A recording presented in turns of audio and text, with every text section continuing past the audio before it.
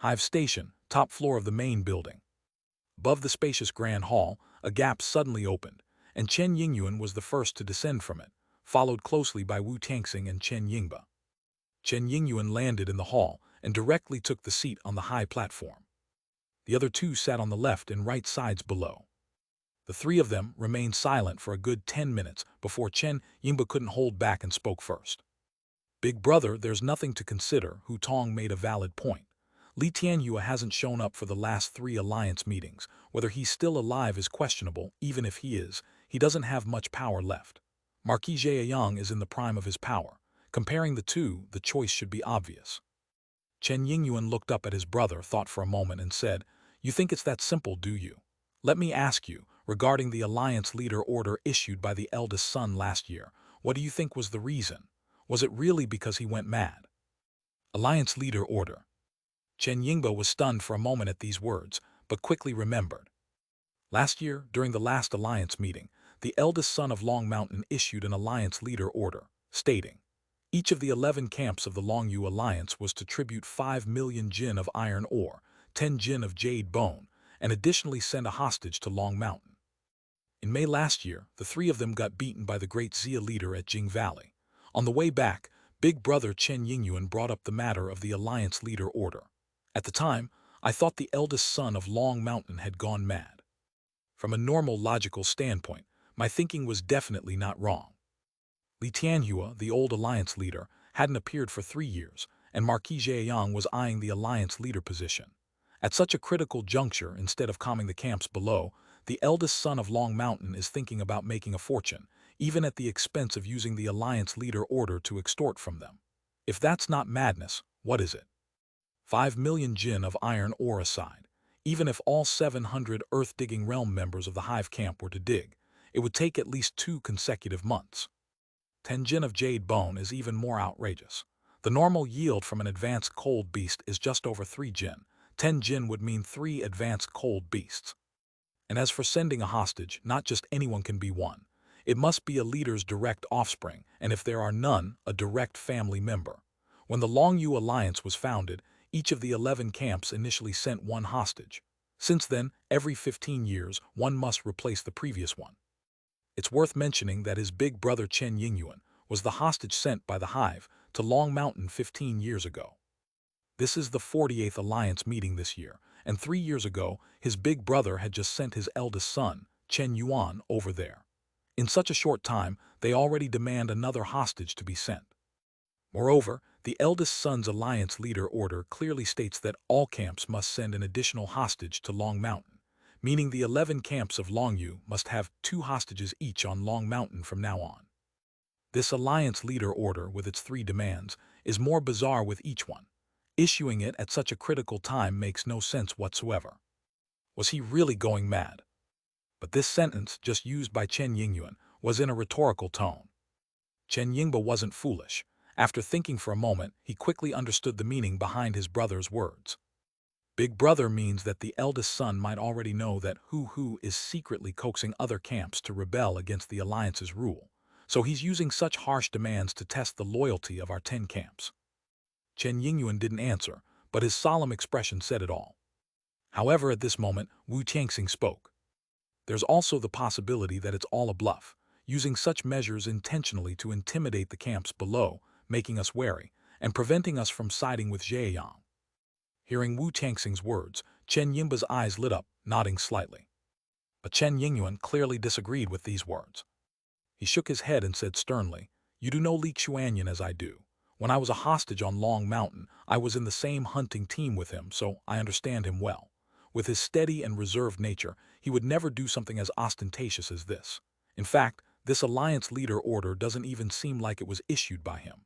Such domineering methods seem more like." At this point, Chen Yingyuan paused, a trace of fear flickering in his pupils. Li Tianhua's handiwork. So what if it is Li Tianhua? He's about to die of old age, big. Shut up. Chen Yingyuan snapped at Chen Yingba, sternly reprimanding, foolish. Hu at the pinnacle of cold resistance level, with such significant power, even now only dares to send people to secretly coax a few of our families. Why do you think that is? Hu Tong's words come off well, but if Hu were truly that confident, Why not attack Long Mountain directly instead of desperately pulling us in? The truth is, he's also afraid, which is why he's gathering people for support. Until Li Tianhua's death is confirmed 100%, all 11 families of Longyu, including Hu Hu, dare not act rashly. Doesn't this prove Li Tianhua's terror? Don't be fooled by Wuxing, Han Jiulai, and the other 3 families who are hopping now. If Li Tianhua is not dead, they will all suffer. Moreover, don't think there's only one Li Tianhua on Long Mountain. His brother Li Tiancheng, his 3 sons and 1 daughter, along with the Longshan 8 great Vajra under his command, and the Longyu army are not simple roles to deal with. If you rashly defect and something happens, when the autumn settles the scores, you'll realize how miserable it can be. But leader Hu Tong's attitude today was quite unpleasant. If we continue wavering like this, we will offend both Long Mountain and Zhejiang. Chapter 475, Chapter 217, Hesitation, Departure and Sending Word, Part 2. Wu Tangxing's words once again plunged Chen Yingyuan into a quandary. He went to Long Mountain as a hostage at the same time as Hu Hu, and he knew Hu Hu well. Compared to the gentle Li Xuanyan, Hu Hu was much more domineering, which could be seen from the actions of his subordinate, Hu Tong. If he had to choose between the two, he would undoubtedly choose Hu Hu. But Li Tianhua was like a mountain pressing on his heart, preventing him from making a smooth decision. Let me think about it again. There's still over a month before the alliance meeting, so let's wait. Seeing Chen Yingyuan's troubled expression as he waved his hand, Chen Yingba and Wu Tangxing knew it was not appropriate to say more, and they could only bow and escort themselves out of the main hall. Chen Yingyuan's dilemma was something Xia Hong was utterly unaware of. Having suddenly gleaned so much information, he returned to Hive Station and went directly to the courtyard, pondering the subsequent responses of Great Xia while quietly awaiting the day of the alliance meeting. Of course, during this time, he still took the time to advise Luo Cheng. Not only does Great Xia have its own calendar year, but so does the Beehive, although they follow the Longyu calendar. The name itself indicates that the Longyu calendar was likely established by Long Mountain, and all 12 camps of the Longyu Alliance used this calendar. Coincidentally, the Great Xia and Longyu calendars differ by only 10 days. To conveniently keep track of time, Xia Hong disregarded the Longyu calendar and counted days according to the Great Xia calendar. Soon a month had passed. Second year of Great Xia, March 25th. In the courtyard, Luo Cheng held a spear with both hands, his eyes gleaming. He leaned back and with a sudden leap his arms powered up, swinging the spear in a semi-arc forward, cutting down. As he slashed down, his body moved forward considerably. 5 meters away from him lay a small knife, which was his previous sword. Bang! The spear tip collided violently with the knife blade. After a month of practice, Luo Cheng felt as though the spear in his hands met no resistance, breaking the knife and even leaving a half-meter-long deep scar in the ground. Luo Cheng stared in amazement at the mark on the ground, then walked forward, touched the scar, and his face broke into a look of disbelief. Earth digging, I've managed to split the ground. The deep scar was only half an inch, but it was undeniably a mark. He had used brute force to break through the ground. How could this be possible? The disbelief on Luo Cheng's face quickly turned into sheer joy, his expression becoming exceedingly excited. It barely broke the surface, no need to get so excited, hand me the spear. Seeing Xia Hong step out from inside the house, Luo Cheng hurriedly handed the spear to him. Xia Hong took the spear with one hand, swung it in a light semi-arc from behind, and casually slashed at the mark on the ground. Although seemingly effortless, the move struck precisely at the mark. Boom! A tremendous crash resounded, shaking the ground across several meters. Luo Cheng, standing at a distance, stumbled slightly and almost fell. Then he looked down at the spear mark which had turned into a deep trench, his eyes wide in shock, completely overshadowing any former pride. Gulp! Your basic strength is already 6,700 pounds. If you master this splitting spear style, it can increase your power by 30% during a tide surge. You're merely at 20% now, so don't get too cocky, keep practicing. Uncle Yu, I understand. Luo Cheng took a deep breath, clutched his spear, and continued practicing, focusing on the splitting spear style he had been honing for over a month. This kid, leaving him here is such a waste, I need to think of something. Throughout the past month, Luo Cheng's talent in spear techniques continuously amazed Xia Hong. He practiced the splitting spear style 10,000 times daily for a month, not to mention that the spear was specially made by Xia Hong and weighed 1,500 pounds. Wielding it was quite a challenge. Even swinging a regular stick 10,000 times isn't easy. Yet Luo Cheng not only persisted perfectly but grew increasingly adept, transitioning from constantly adjusting his stance to handling it with ease, without ever showing a hint of impatience. This persistence was indeed commendable. Luo Cheng's talent in spear techniques was remarkable, and his cultivation aptitude was strong. Although his strength only increased 400 to 500 pounds over the past month, and the rate of increase slowed, considering that Luo Cheng was only a little over 10 years old, it was impressive. The later the increase, the slower it becomes. Even if he stays in the beehive, he should break through to the earth-digging realm before 15. If he goes to Great Xia, that could happen even sooner. If Xia Hong recalled correctly, the youngest person currently at the earth-digging realm in Great Xia was only a little over 13 years old. Considering the abundance of resources in Great Xia and the various tools available for cultivation, Luo Cheng's potential was even more astonishing. Such a promising talent. Naturally, Xia Hong couldn't let him stay in the beehive and remain unpolished. "Kid, do you want to go to Great Xia?" Crash. As Luo Cheng halted his splitting spear practice and turned to look at Xia Hong, his face instantly displayed a joyful expression, saying, "Of course, I want to go. My father, Uncle He, Uncle Kang, Uncle Ping, they all want to go. Can you take us, Uncle Yu?" Upon hearing this, Xia Hong thought for a moment, then shook his head and replied, "Your father and the others can't go yet, but you can go ahead."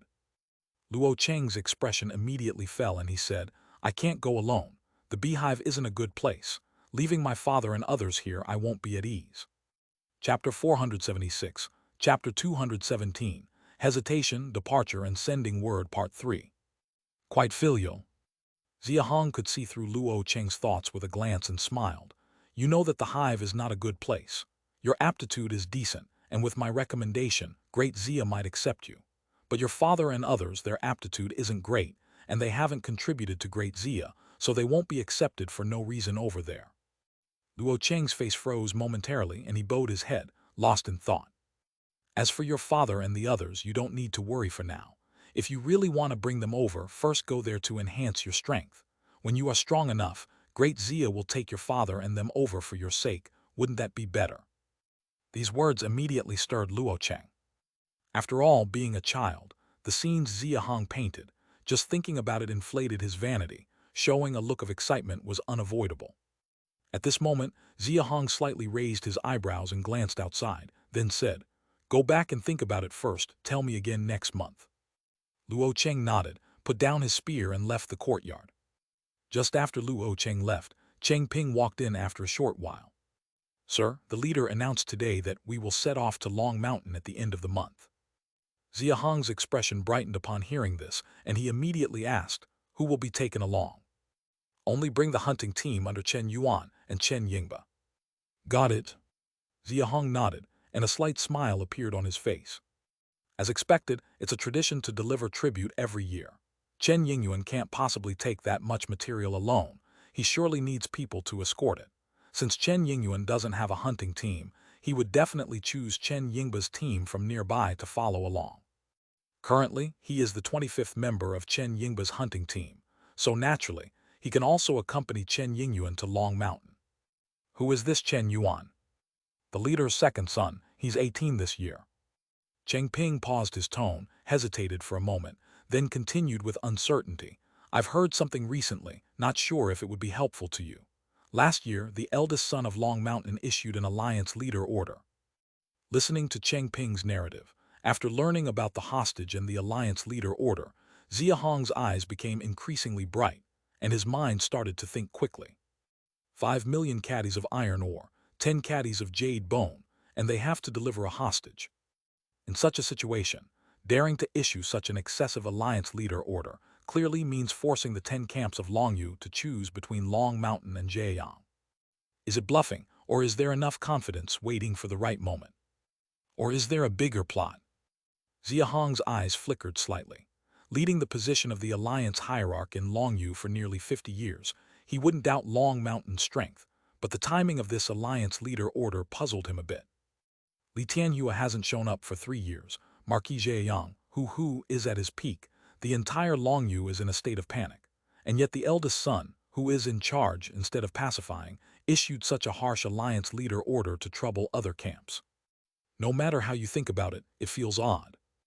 Xia Hong pondered for a while, then turned to see Cheng Ping with a face full of anxiety, immediately understanding what he was worried about. After a moment's thought, he smiled. "All right, you go back first, come to me on April 1st, and I'll give you the antidote for the next month, don't worry." Hearing this, Cheng Ping's suspended heart finally settled. He bowed to Xia Hong and then slowly retreated. Watching Cheng Ping's respectful posture, Xia Hong chuckled lightly. Cheng Ping has been much more obedient recently, and his fear of him has clearly increased. It should be due to the intimidating effect of his trip to the top floor of the main building last month. No matter what Long Mountain's plot is, I must get involved. Meanwhile, on the Hive side, I need to keep a backup plan. I should find a way to first send a message to Xia Chuan. There's a major change at Pinxi Plain. Great Xia can prepare for it in advance. After a moment of thought, Xia Hong took out a piece of white paper from his bag and started writing a letter. Second year of Great Xia, March 30. On the last day of March, Luo Cheng, like usual, finished practicing with his spear in the courtyard and was about to leave when he was called by Xia Hong. "Inform your father and Li Bei to come here once." "Yes, Uncle Yu." Luo Cheng thought Xia Hong finally agreed to accept his father and others. His face immediately showed a hint of joy. He quickly nodded in agreement and ran home to call them. Knock, knock, knock. In a short while, Xia Hong heard the sound of knocking. "Is Hong Yu here? Luo Ming seeks an audience." "Come in." Luo Ming and Li Bei slowly walked in. Unlike Li Bei's expectant and slightly excited expression, Luo Ming looked a bit uneasy, clearly still worried that Xia Hong might blame him for past events. "Sir Hong Yu, it was my fault before. I am grateful for your guidance to Luo Cheng during this time." Upon hearing Luo Ming's words, Xia Hong immediately realized that Li Bei only told Luo Ming about the incident at the mine and probably didn't disclose his identity, so Luo Ming was still unaware. "I have a letter here, find a chance to deliver it to Yue Feng. Also, I hope you will tell Yue Feng the precise location of the Hive station and all the defense arrangements within. Are you willing or not?" As Xia Hong finished speaking, Luo Ming and Li Bei were both stunned. The two of them vaguely realized something, exchanged glances, and then simultaneously looked up at Xia Hong, bowing, "Sir, we are willing." Xia Hong smiled and nodded. "That's good. Next time you meet Yue Feng, take your son along. He can return to Great Xia first, and in the future you can act according to Yue Feng's orders." A look of relief appeared in Luo Ming's eyes, and together with Li Bei, they stepped forward, took the letter from Xia Hong's hand and nodded heavily. "Sir, rest assured, we will definitely handle the matter well." Chapter 477, Chapter 218, Departure, Sending a Letter, Killing. Long Mountain is located more than 50 kilometers to the west of the Hive. 50 kilometers might not sound like much, but for the humans of the Ice Abyss, it's considered quite a long distance. The current territorial scope of the Great Xia is already quite broad, but from Twin Dragon Valley as a starting point, the farthest the people from the Great Xia camp venture is south to Xing River and then take a turn east to Huayuan. This journey, combined, is only a little over 30 kilometers. Not considering the dangers encountered on the journey, just crossing an unfamiliar 50 kilometers in the harsh cold of the Ice Abyss isn't an easy task, even for those at the cold resistance level, let alone those in the earth-digging realm. Thus, for most people of the Ice Abyss, a 50-kilometer journey might be an impossibility for a lifetime. Of course, it's not possible elsewhere, but our Hive can. The two camps in the southeastern part of Pinxi Plain, adjacent to Redwood Ridge, are ours and the Yonglu camp. In the snowfield to the west of the Hive camp, 3 iron wheel carts, 1 small and 2 large, were slow-moving westward under human power. In front of the last cart, fully loaded with iron ore, an older man was speaking eloquently about the difficulty of traversing the over 50 kilometers. "If we head west for 13 kilometers, we enter the territory of Yonglu and go 15 kilometers further west to enter Yucheng's territory. Once past Yucheng camp, we will be able to see Long Mountain." "Uncle Ma, how long will it take to reach Long Mountain?" At the front of the team, a well-dressed young man with a sword immediately stepped back a few steps upon hearing the older man's words and curiously inquired.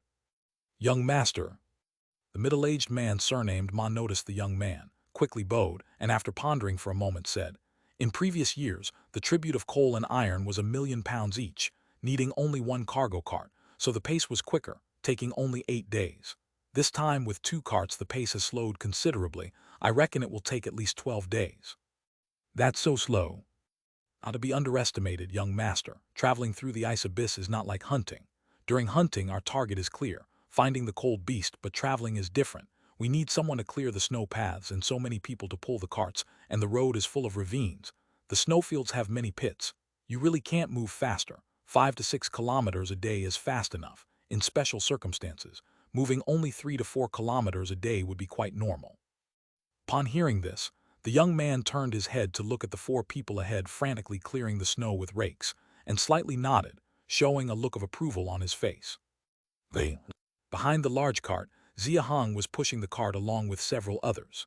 Hearing the conversation between Chen Yuan and Ma Yang, he looked up and gazed forward, also showing a look of agreement. Ma Yang is the #1 member of Chen Yingba's hunting team. According to Chen Yingba's numbering of the team members, out of 25 members, he is the strongest. Indeed, in Xia Hong's observation, Ma Yang's basic strength is over 60,000 pounds, which is indeed higher than the other 23. Of course, being strong is secondary. The key is that Ma Yang is older and has considerable knowledge.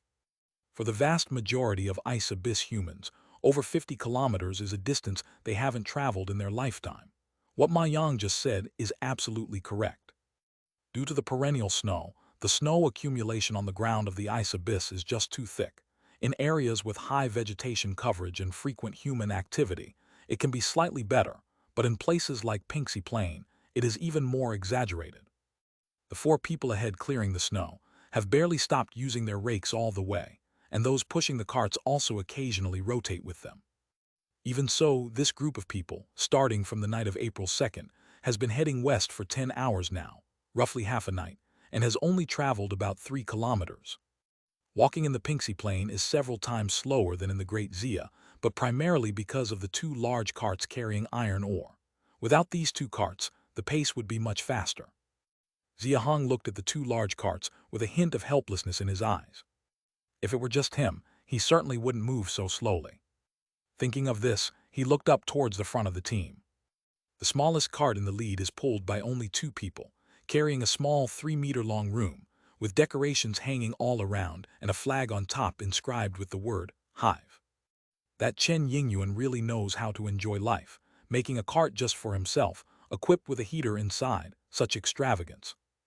Looking at the smoke curling from the top of the small cart in front, Xia Hong sighed slightly, wishing to pull Chen Yingyuan off the cart and take his place.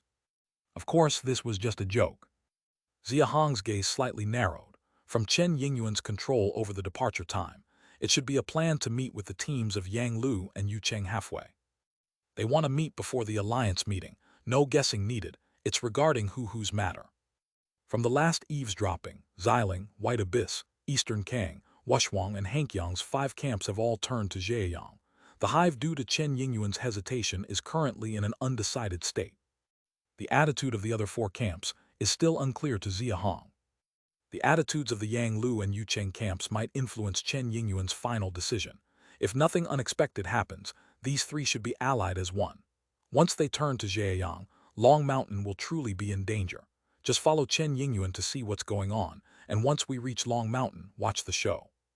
Chapter 478, Chapter 218, Departure, Sending a Letter, Killing Part 2. Xia Hong adjusted the mask on his face, then pretended to push the cart energetically, following the team as they continued westward. Second year of Great Xia, April 5th. 10 miles north of Jing Valley in the same old tree hole were Luo Ming and his son Luo Cheng, along with Li Bei, sitting around the campfire waiting. Luo Cheng seemed fine, his face full of anticipation, but the expressions of Luo Ming and Li Bei were expectant yet anxious, with a slight hint of panic. The fire on the southern side has been lit for over half an hour. Someone in Jing Valley should have noticed by now, so why has Yue Feng arrived yet? Luo Ming couldn't sit still. He got up and glanced outside the tree hole, finding still no sign of anyone coming, his expression becoming even more anxious. Today is not a trading day. They might not have sent people to operate in this area. Li Bei spoke in a calm voice, but his face showed some impatience. It wasn't a trading day, which meant the three of them were here on their own initiative. In the area north of Jing Valley, there are no cold beasts. Coming here on non-trading days can easily arouse suspicion, especially when both of them already had concerns, making them naturally tense. Brother, should we just go straight to Jing Valley? No, it's 10 miles from here to Jing Valley. If the three of us go back and forth, we would waste even more time. And if others find out, we really can't explain ourselves. Li Bei's suggestion was immediately rejected by Luo Ming. Yet he couldn't think of a better idea for some time, and after a while he could only shake his head helplessly and said, "Forget it, let's go back and try again next time." "Brother Luo, is Brother Luo looking for me?" Just then a soft call came from the entrance. Luo Ming stood up abruptly, his face full of joy, and hurriedly took his son's hand, leaping out of the tree hole with Li Bei. Sure enough, under the big tree, Yue Feng was standing quietly in black clothes, a strong bow strapped to his back, a long sword at his waist. Seeing that it wasn't only Luo Ming coming down, his gaze swept slightly and he immediately recognized the two of them. "Brother Li, if I'm not mistaken, this is Brother Luo's son Luo Cheng." Yue Feng is indeed observant. "Cheng, hurry and pay respects to the master." Luo Cheng quickly stepped forward, bowed, and greeted. "Greetings to Master Yue Feng." "No need for formalities, Brother Luo. Your son has quite the talent." Yue Feng's eyes swept over, noticing Luo Cheng's basic strength was already over 6,800 jin. Looking further, he saw that Luo Cheng was at most just over 10 years old, showing a hint of surprise on his face. "Thank you, Master, for the praise." Hearing someone praise his son, Luo Ming naturally felt proud, and after a brief modesty, he didn't forget the main matter at hand and quickly took out the letter previously given to him by Xia Hong, along with a beast skin roll he had prepared himself. Yue Feng casually received the letter and beast skin roll, and seeing the letter was still sealed, he did not rush to open it but first looked at the beast skin roll. Seeing the contents of the beast skin roll, Yue Feng suddenly looked up at Luo Ming. "Master should understand, this is the exact location of the Hive Station, along with the defensive layout of the 32 passages within the station, which I drew personally. Additionally, the letter is from Master Hong Yu, which I was instructed to personally hand over to Master Yue Feng 5 days ago." Upon hearing the name Hong Yu, Yue Feng's expression became solemn.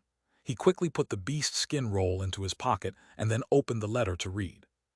As he read the contents of the letter, Yue Feng's expression kept changing until he finished the letter. Then he quickly stuffed it into his pocket, his look at Luo Ming and the others completely different than before. "Luo Ming, Li Bei, from today onwards, you are now part of my great Xia, temporarily under my command in Jing Valley. I am the defense envoy of Jing Valley, and you can inform me of any developments in the Hive Station." Upon hearing these words from Yue Feng, Luo Ming and Li Bei's faces were instantly overjoyed, bowing respectfully to him as they spoke. Luo Ming salutes the master. With Hong Yu having such a high position in Great Xia, a single letter was enough for Yue Feng to take them in, which meant Cheng now has a backing. Thinking of this, Luo Ming's attitude became even more respectful. Li Bei salutes the master. Li Bei, on the other hand, had been observing Yue Feng's expression change since he opened the letter, and he clearly noticed the respect on Yue Feng's face. Now, with Yue Feng's words, he was almost certain about Hong Yu's true status. "Luo Cheng, you will come back with me this time and stay in Great Xia from now on." "Thank you, Master." Yue Feng waved his hand, suddenly looked up towards the flank of the big tree, his gaze narrowing slightly, speaking in a low voice. "Luo Ming, be more careful next time you come over." Luo Ming and Li Bei looked puzzled, including Luo Cheng. None of the three understood what Yue Feng meant by this. Whoosh! But soon, Yue Feng turned into a gust of wind and disappeared from sight. The expressions on the three faces instantly turned bewildered. "So fast?" Luo Ming and Li Bei's expressions tensed, quickly turning their heads to look towards the flank. Swoosh! A streak of sword light sliced through the night, chopping off a section of a slope on the flank of the big tree. Snow on the ground exploded at once. Thud, thud, thud, thud. 4 figures rushed out rapidly from behind the slope. "Luo Ming, you are indeed colluding with Great Xia. I'll report this to the deputy leader and Commander Chen." "Can you make it back?" Although that panicked and embarrassed voice was interrupted by Yue Feng, Luo Ming and Li Bei's expressions still changed dramatically as they rushed over. Chapter 479, Chapter 218, Departure Sending a Letter Killing Part 3. It's Lu Sheng. Someone actually followed us, this is bad. Whoosh. Before the two could rush over, a corpse was thrust out from the slope below by Yue Feng's sword. Yue Feng wasn't just randomly thrusting. He had aimed the corpse at the slowest of the four who had just escaped. Bang! Luo Ming and Li Bei had just reached the edge of the slope when they saw the corpse Yue Feng had thrust fly and hit that person, causing them to spew blood and collapse, their eyes frozen in astonishment. Yue Feng, what is his strength? 2 months ago, his strength was almost the same as mine. The shock in Luo Ming and Li Bei's hearts hadn't settled when Yue Feng moved again. Having already killed 2 people, he leapt towards the third, which was the fastest runner, Lu Sheng. While pursuing Lu Sheng, he even took the longbow from his back, knocked an arrow and shot 6 arrows in succession at the other 2. Not even checking the results after shooting, Yue Feng continued his pursuit as there was less than 10 meters left between him and Lu Sheng. Thunk thunk. The sound of 6 consecutive iron arrows piercing through flesh echoed, and the 2 who had fled the furthest fell directly upon the ground. Seeing 6 iron arrows pin those 2 bodies to the large tree at the back, the expressions of Luo Ming and Li Bei turned numb. What kind of bow is that? The arrows seem stronger than my own power. It's not just the bow, Yue Feng's accuracy is terrifying. Lu Sheng, I remember, last time it was you, this dog, who went back to inform on us. This time, you're done for my hands. Having just heard Luo Ming's voice, Yue Feng paused for a moment, then upon getting closer saw the face clearly and recognized him as Lu Sheng, the one who had previously trespassed into Jing Valley to steal iron ore. A savage smile appeared on his face, and his longsword accelerated drastically. Yue Feng's spear moved like the wind, slicing through falling snowflakes, aiming straight for Lu Sheng's neck. Realizing he couldn't dodge, Lu Sheng could only grit his teeth, turn back, and raise his long blade to block. Clang! The blade and sword clashed violently, creating a mini shockwave that dispersed the snow on the ground and in the air. Yet to recover from Yue Feng's terrifying might, Lu Sheng looked down at his chipped blade and immediately leveraged himself to retreat swiftly. Not a moment to linger. This Yue Feng's basic strength far exceeds my 1,000 pounds. As this thought flashed through Lu Sheng's mind, he retreated over 10 meters and quickly turned to flee northwards to the garrison. Whoosh! However, just having fled a few meters, an iron arrow swiftly shot out from his flank, blocking his path. Though the iron arrow was swift, Lu Sheng's survival instincts responded even faster.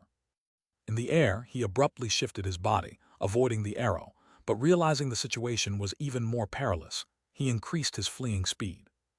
Whoosh, whoosh, whoosh. Unfortunately, within the next second, he was completely dumbfounded. Iron arrows came rushing from both sides, and even from right in front of him simultaneously, totaling over 10 arrows altogether. The sound of arrows tearing through the air echoed loudly, rendering Lu Sheng's quick actions useless this time. Thunk! Ultimately, 3 iron arrows penetrated his cheek, abdomen, and calf, respectively, followed by a scream as he fell to the ground. Seeing Yue Feng crazily closing in from behind, Lu Sheng's face filled with dread, and he raised his head to plead for mercy. Thunk! But alas, Yue Feng gave him no chance. With a single slash, Lu Sheng's head separated from his body, dying miserably on the spot. Yue Feng looked at Lu Sheng's body, his eyes showing a trace of ruthlessness. Last time, because this person sounded the alert, it led to Chen Yingba arriving at Jing Valley. If it weren't for Xia Hong arriving timely afterward, he undoubtedly would have died then. This time, having encountered him, there would be no mercy. Yue Feng sheathed his large blade, turned to look at the 10 Mountain River team members on either side, and smiled as he waved his hand. Take the 3 wounded and bring them back, then clean up here. Yes, my lord. Without prior notification, Luo Ming suddenly signaled for a meeting, which made Yue Feng vigilant, so he brought 10 hunting team members beforehand, ordering them to set up an ambush nearby. Not far away, Luo Ming, Li Bei, and Luo Cheng, standing on the slope, were already dumbfounded, especially at the appearance of the 10 Mountain River team members clad in faint gold armor, causing their faces to turn pale with shock, deeply moved. Are they all Yue Feng's subordinates? What are they wearing? It looks like iron but seems more advanced. Seems like it's made together with Thunder Q's hardest skull and iron. How strong is Great Xia's power now? Luo Ming and Li Bei could still discern the origin of the equipment despite how eye-catching the gear was on the 10 Mountain River team members under Yue Feng. But not the young Luo Cheng. Seeing the pale gold armor, his eyes couldn't look away. Moreover, each of those 10 not only carried longbows but also various primary weapons in hand, and even short swords and short knives at their waists. This lavish, excellently crafted, and well-rounded weapon setup instantly deepened his longing and admiration for Great Xia. Luo Ming, the two of you head back first. Luo Cheng, come with me. Li Bei nodded respectfully, while Luo Ming walked over to instruct his son with a few words before leaving northward alongside Li Bei. Yue Feng, on the other hand, took Luo Cheng and the 10 members with him back to Jing Valley. I still have some impression of the valley. Only 2 years on, the changes shouldn't be too big, or rather, there should be changes. With Great Xia's current strength, the garrison must have improved significantly. Following behind Yue Feng and his team, Luo Cheng realized he would soon see Great Xia's garrison, and his heart gradually began to swell with excitement. Chapter 480, Chapter 219, Xia City Brothers' Tacit Understanding. The great tree was only 10 li away from Mirror Valley, and the lightly equipped group soon arrived at the northern entrance of Mirror Valley. A square stone monument stood at the northern entrance. Engraved on the monument were the words, Great Xia Mirror Valley. We've arrived. Seeing the stone monument, Yue Feng immediately turned his head and ordered, Yuankun, you and the others take these 3 back first, treat them before sending them to the mining area. I need to take this kid back to the city to meet with the minister. Li Yuankun glanced at Luo Cheng, nodded, and left with the others. Although Yue Feng was the captain of the Mountain River team, since being appointed as the Mirror Valley defense commander by Xia Chuan, he hadn't had much time to manage the team, so he promoted Li Yuankun to vice-captain. On most days, Yuankun handled many team matters. Come with me, we're bypassing Mirror Valley and heading directly back to the city. Back to the city. When Yue Feng was speaking to Li Yuankun just now, Luo Cheng had already noted the last 2 words he said. Now hearing them again, he felt even more puzzled. Wasn't Great Xia's station right in that valley? Luo Cheng was already 8 years old when he left the valley 2 years ago and had a profound impression of his station's environment. So hearing Yue Feng talk about going back to the city left him really confused. However, since he was new here, he didn't ask much and just followed Yue Feng, bypassing Mirror Valley from one side and heading in the direction of the southern Arrow Bamboo Forest. Following Yue Feng and bypassing Mirror Valley, a tunnel made of green bamboo, 3 meters high and 5 meters wide, came into view, leaving Luo Cheng completely bewildered. The tunnel was covered by accumulated snow and was level with the surrounding snowy ground. It was obvious that people first cleared a path through the snow, then drove stakes into the ground on both sides, inserted the green bamboo, sealed the top, and then covered everything with snow, forming a fully enclosed green bamboo tunnel. Stop daydreaming, let's go. Hearing the voice, Luo Cheng quickly followed Yue Feng into the tunnel. Seeing the scene inside the tunnel, Luo Cheng's face was even more filled with amazement. Inside the green bamboo tunnel, torches were lit every 10 meters, and every 100 meters there was an iron stove, making the visibility high and not cold at all. On both sides of the tunnel's ground, there were 2 deep grooves, clearly dedicated tracks for wooden wheels.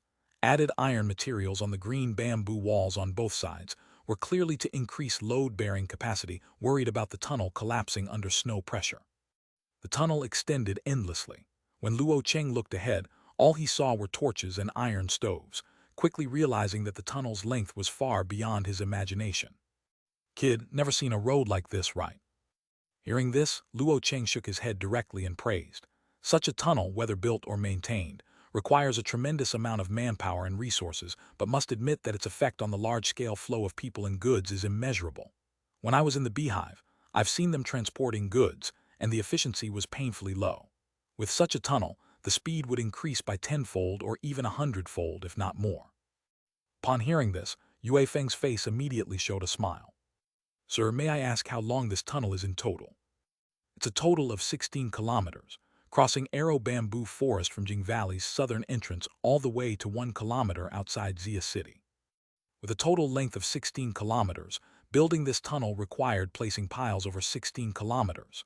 Not to mention, torches every 10 meters and an iron stove every 100 meters. The amount of wood and coal stone burnt every day was quite astonishing. Also, this tunnel crossed Arrow Bamboo Forest. Wouldn't there be fewer cold beasts?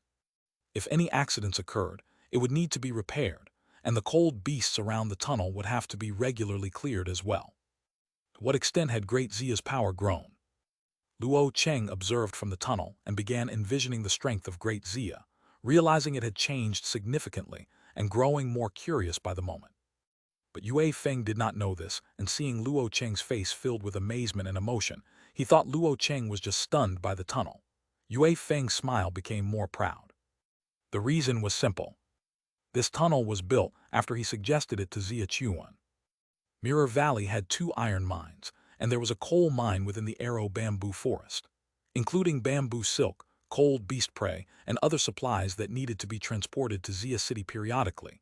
Each time it took a lot of manpower and resources and was not always smooth. Transporting resources was only one aspect. The last beast tide and the subsequent incursion of Hive Camp reminded Yue Feng of the importance of fast travel between the 2 places. They could not always hope for the leader to save them in emergencies, which was unrealistic. After careful consideration, Yue Feng finally suggested building an underground tunnel through the snow to Xia Chuan.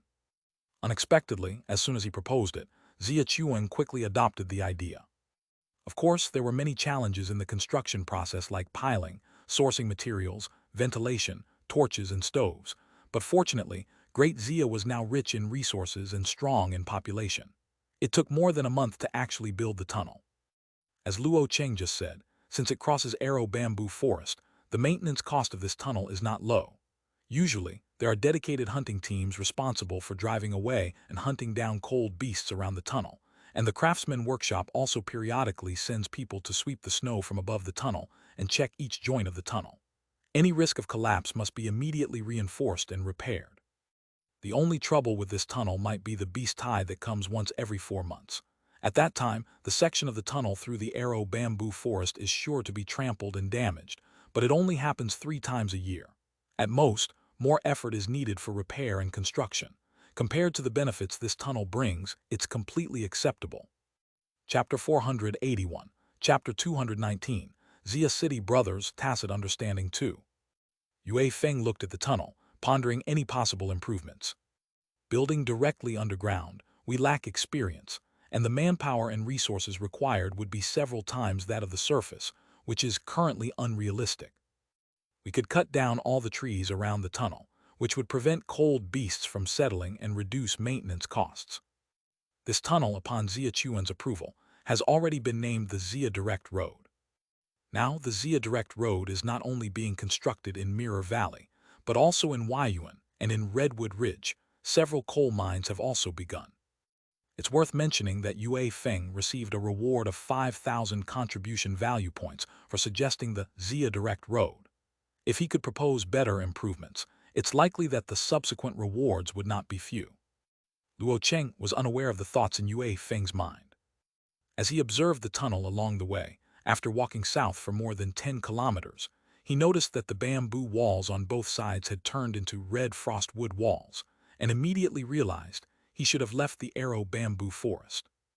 Evidently, when Great Xia was building the tunnel, they sourced materials locally. From Mirror Valley to Arrow Bamboo Forest, they used green bamboo. Beyond the Arrow Bamboo Forest to Great Xia Valley, they used red frost trees. We've arrived.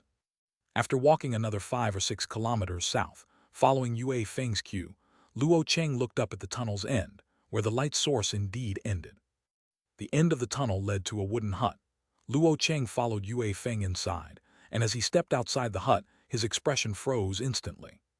Around a kilometer ahead from the hut, a massive black city wall stretched from Twin Dragon Mountain in the east to Redwood Ridge in the west, coming into view. Although there was some distance between them, Luo Cheng could tell at a glance that the height of the city wall was at least 10 meters. Is this, the city wall built by Great Xia? Follow me, we'll get a clearer view up close. Luo Cheng's reaction was exactly what Yue Feng had expected. Not only Luo Cheng, but even he, after having seen this wall countless times, would still be filled with pride and reverence each time he returned from Mirror Valley and saw it again. The towering 15-meter-high, 3-kilometer-long gigantic city wall was visually overwhelming, and this was just the northern side. As a member of the Great Xia camp behind that city wall, and having personally participated in its construction, Yue Feng naturally felt a sense of pride and admiration. Trailing behind Yue Feng, as they walked west along the northern city wall to its end and then turned south, seeing the 4-kilometer-long western city wall, Luo Cheng's astonishment deepened, and his curiosity about Great Xia soared. The third time Yue Feng mentioned returning to the city, it turned out this was what he meant. In just 2 short years since his father had relinquished the valley, Great Xia had developed it into a giant city. Such a magnificent and grand city wall, how many cold beasts and strange creatures could it repel? How many people could the space within the walls accommodate? To what extent had Great Xia developed? Question after question filled Luo Cheng's mind, and as he and Yue Feng walked to the middle of the western city wall, seeing the majestic giant iron gate, his breath involuntarily halted, and all the questions in his mind vanished in an instant. The city gate, 15 meters high and 8 meters wide, stood in parallel with the wall. It hung midair with 16 enormous chains as thick as a person. No one knew how it was secured, and at this moment it hung half open. Above the city wall hung a colossal wooden plaque with the words, Great Xia, in golden letters, shining bright under the furnace flames on either side. People were coming and going beneath the city wall, some wearing black iron armor, others wearing pale gold armor like Yue Feng's subordinates, some simply dressed like Yue Feng, and even women walking with children, chatting and laughing. Each carried longbows, held sharp blades, and many were just returning from hunting outside, carrying huge prey. Luo Cheng even observed 2 or 3 hunts measuring nearly 10 meters, clearly intermediate cold beasts. Yue Feng is back. Sir is back. The garrison officer has returned. Haven't seen you for days. Hey, why are you bringing a child? Isn't Yue Yuan just over a year old? How did he grow so big in the blink of an eye? Guli. As they reached the city gate, many greeted Yue Feng, and those close to him even joked with Luo Cheng upon seeing him. Shoo shoo shoo, I've got important things to do, no time for idle chatter. Yue Feng replied with a smile and a retort, thinking of his son he hadn't seen in days. A smile appeared on his face, and he pulled Luo Cheng through the city gate. Of course, the necessary procedures were still in place. A team guarded the city gate. Upon seeing Yue Feng, they saluted first, then took a piece of solidified fire oil to check over both of them, smiling and letting them pass once everything was confirmed fine. Sir, how many of those wearing pale golden armor does Great Xia have? After entering the city gate, Luo Cheng couldn't hold back any longer and asked. Yue Feng's 10 subordinates were also wearing pale golden armor, and when they killed Lu Sheng's 5 people, they all participated. Just from the force of their arrows, Luo Cheng could deduce that these people's basic strength was definitely over 20,000 caddies, possibly even higher. He originally thought that those wearing pale golden armor were Great Xia's elite, and compared to the beehive situation, Great Xia couldn't possibly have too many. But just now under the city gate, he saw at least 60 or 70. Even the team guarding the gate was like that, which made him even more curious. Chapter 482, Chapter 219, Xia City Brothers Tacit Understanding /3. You said the Lei Qi golden armor, right? There should be over 1,000 of them now. Gulp. Yue Feng's response caused Luo Cheng to involuntarily swallow a mouthful of saliva, his heart reaching the peak of astonishment, suspecting Yue Feng might be bluffing to intimidate him. However, no matter how he thought about it, Yue Feng had no motive for that. Over 1,000 people, what does that even mean? The beehive's earth-digging realm only had about 700 people altogether. The Great Xia's basic strength above 10,000 pounds included over 1,000 people, so how many earth-digging realm experts could they have? Walking through the 5-meter-wide city wall area into the interior, the look of amazement in Luo Cheng's eyes never faded. The land inside the city walls was entirely different from outside, seemingly treated in some special way. Not only was the snow shallow, stepping on it even felt warm. The avenue from the city gate to the valley was 10 meters wide, planted with various species of trees Luo Cheng couldn't identify. only recognizing the ice-laden trees, with one every 30 meters, all the way to the valley entrance. Near the city gate, the land had no buildings, but as one approached the valley side, many buildings under construction were visible along the avenue, with various building materials planned to be used clearly placed. After walking 3 kilometers and feeling deeply shocked, Luo Cheng finally raised his head to see the familiar valley. But when he lowered his head, seeing the previously makeshift valley entrance now replaced by a massive iron gate, 27 meters tall and 12 meters wide, more majestic than the city gate outside, his gaze became fixated, and his expression froze. "So do you still recognize this place?" The son of Luo Ming, Yue Feng still had an impression from before. Seeing Luo Cheng's gaze intimidated by the valley's iron gate, he chuckled softly, took the still-dazed Luo Cheng, and walked straight inside. The city wall had been constructed for just over 2 months, with everything in the outer city still being planned, and since the valley's inside space was sufficient, many hadn't moved outside, so the lack of people was inevitable. On the other hand, the great Xia inner city, which was the valley, was bustling with activity. The valley was packed with buildings, lit up from within, 4 main roads broad and bustling, flanked by furnaces, and people were dressed in various clothes, with teenagers playfully fooling around and children frolicking in groups. Everything in the valley had changed from 2 years ago, instantly dazzling Luo Cheng, while also making him more acutely aware that returning to the great Xia was the right decision.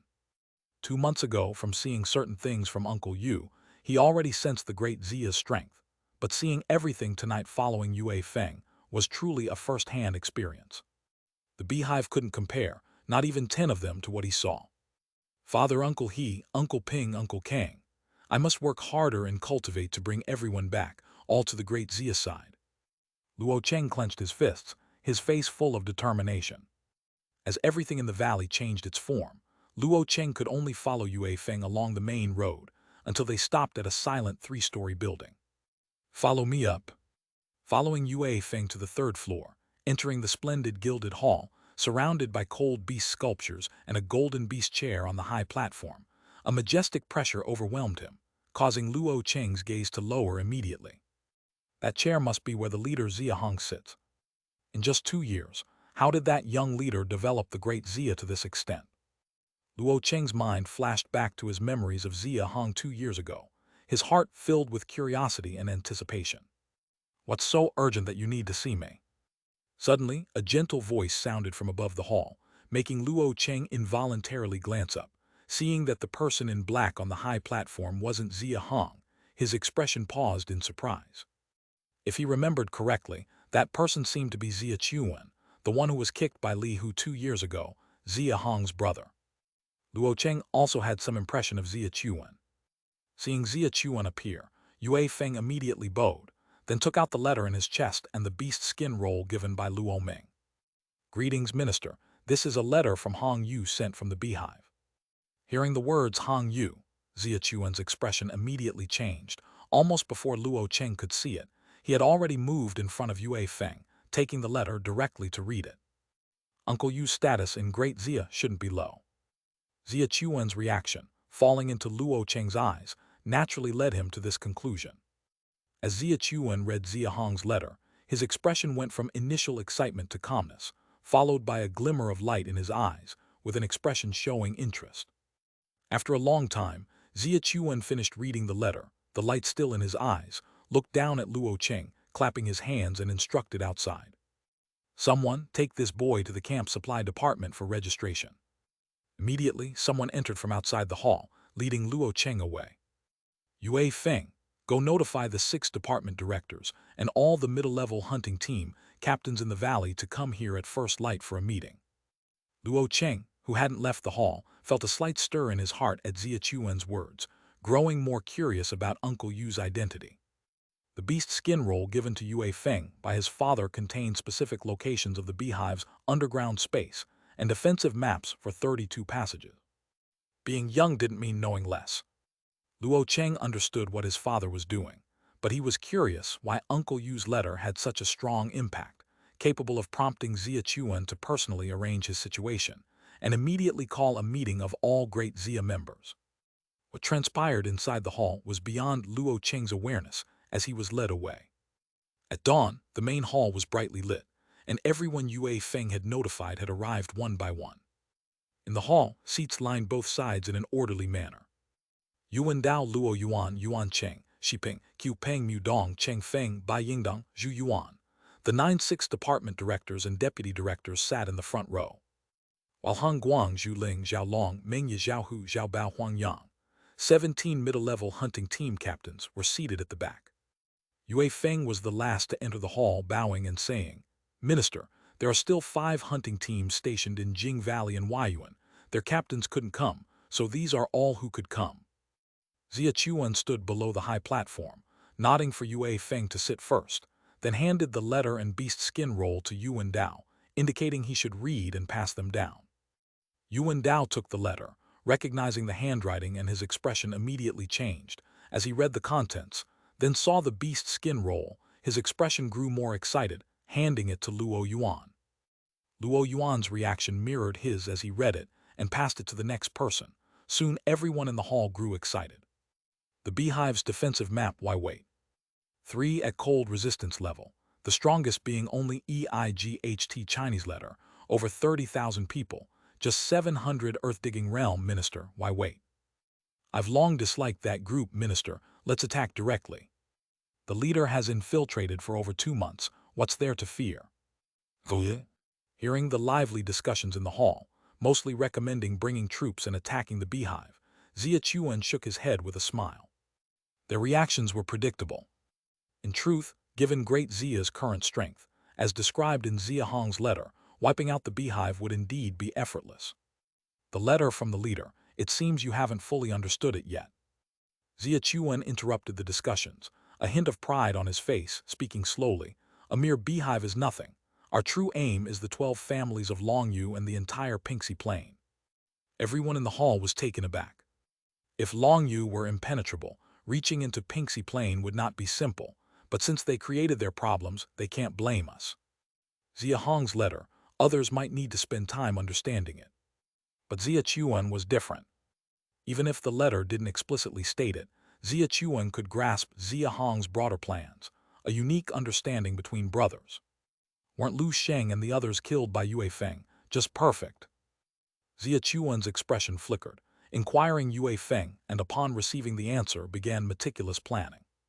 Chapter 483, Chapter 220, Difficult Journey, Yu Cheng's Predicament and Li Xuanling.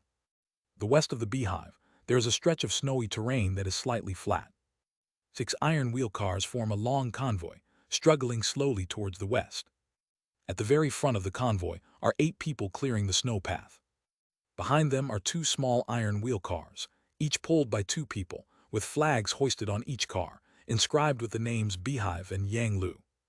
Further back are 4 large iron wheel cars, loaded with iron ore, with over 10 people pushing or pulling each one in unison, inching forward slowly. Hong Yu, go to the front and pull the car, switch with someone from the back to push. Xia Hong was pushing a car from the back when he heard Ma Yang's shout. Although his expression showed some reluctance, he hurried to the front of the large car, took the chain from someone else, swapped positions with him, and pretended to exert effort pulling the car. Pushing and pulling the carts require different amounts of effort, so positions need to be frequently switched. To Xia Hong, the weight of these large carts, regardless of pushing or pulling, required him to hold back his strength, which was naturally no burden at all. The reason for his reluctant expression was mainly because the journey was taking too long. Today is already April 13th, and counting from the 2nd day of the month, they had been pulling the large carts westward for 11 days. According to Xia Hong's own measurements along the way, in these 11 days, they had moved approximately 42 kilometers towards the west. 11 days to move 42 kilometers sounds outrageous. Had he not walked with the convoy all this way and seen it with his own eyes, he wouldn't have believed it, even on penalty of death. Overall, what dragged the pace down the most were the large carts loaded with iron. These large carts are over 10 meters long, 5 meters wide, made entirely of iron, and loaded with 5 million pounds of iron ore. Whenever they encountered a somewhat deep ravine or a slightly bigger obstacle, the entire convoy had to stop to think of a way through. It's laughable to say that most of the time, Chen Yingyuan had to disembark, either to use brute force to move the car or to help push with the others. Then there was the road condition. Long Mountain lies directly west of the beehive. Ideally, they could travel straight west, but there were many special conditions like slopes, consecutive ravines, small hills that they had to go around. Especially on April 6th, as they just entered Yang Lu Camp's territory, they passed by a small lake. Even while still a kilometer away, Chen Yingyuan and Ma Yang approached it as if facing a formidable enemy. To avoid getting too close to that lake, they made a needless detour of 4 or 5 extra kilometers. However, it must be said that this was already the fastest and most suitable path chosen by Chen Yingyuan, due to his familiarity with the environment. Of course, Xia Hong has not wasted time over the past 11 days. Every time the convoy took a rest during the daytime, he would meticulously document the surroundings and road conditions along the way, detailing everything from the lake that made Chen Yingyuan and Ma Yang so apprehensive to other areas the convoy clearly avoided, noting it all down on the beast's skin roll. Though the process was tedious, it wasn't a complete waste of time. Xia Hong touched the beast's skin roll in his chest pocket, casting his gaze towards the first small cart ahead, looking at the Yang Lu flag atop it, his eyes flickering slightly. 3 days ago on April 8th, they finally met up with the convoy from Yang Lu Camp. In the last 3 days, Xia Hong naturally figured out the situation with the Yang Lu convoy. The leader of Yang Lu is called Peng Bo, a corpulent middle-aged man equipped with a ghost head black blade, possessing a basic strength of EIGHT Chinese letter, slightly stronger than Chen Yingyuan. Their convoy had a slightly larger number of people, numbering 30, with the leader being Peng Bo's son Peng Yuan. The remaining 29 people's strength exceeded 30,000 pounds, similar to the configuration of Chen Yingyuan's convoy. When they met up 3 days ago, Chen Yingyuan dismounted the car, but only exchanged a few pleasantries with Peng Bo, their conversation not involving alliance matters, so Xia Hong didn't overhear any useful information. That's not right. The convoy's configuration already says a lot. Xia Hong thought to himself, stealing a glance at his own convoy's Chen Yuan, then looking up at the Peng Yuan ahead, finally sweeping his gaze over the 4 large carts laden with iron ore. His expression shifted slightly. The alliance leader order entails 3 items: jade bone, iron ore, and hostage. Chen Yingyuan brought along 5 million pounds of iron ore, and his youngest son. It's likely that in the carriage he's sitting in, there's also jade bone, which essentially indicates his allegiance is leaning towards Long Mountain in this alliance. At the onset of this journey, Xia Hong couldn't discern his intent. It was only upon seeing Yang Lu's convoy configuration 3 days ago, which mirrored Chen Yingyuan's, that he was certain. Both Peng Bo and Chen Yingyuan are most likely inclined towards Long Mountain. Such a stringent alliance leader order, simply complying with it is already something, but knowing that 5 other camps have already pledged allegiance to Zhejiang, they still chose to stubbornly side with Long Mountain. Just how powerful is Longshan Camp?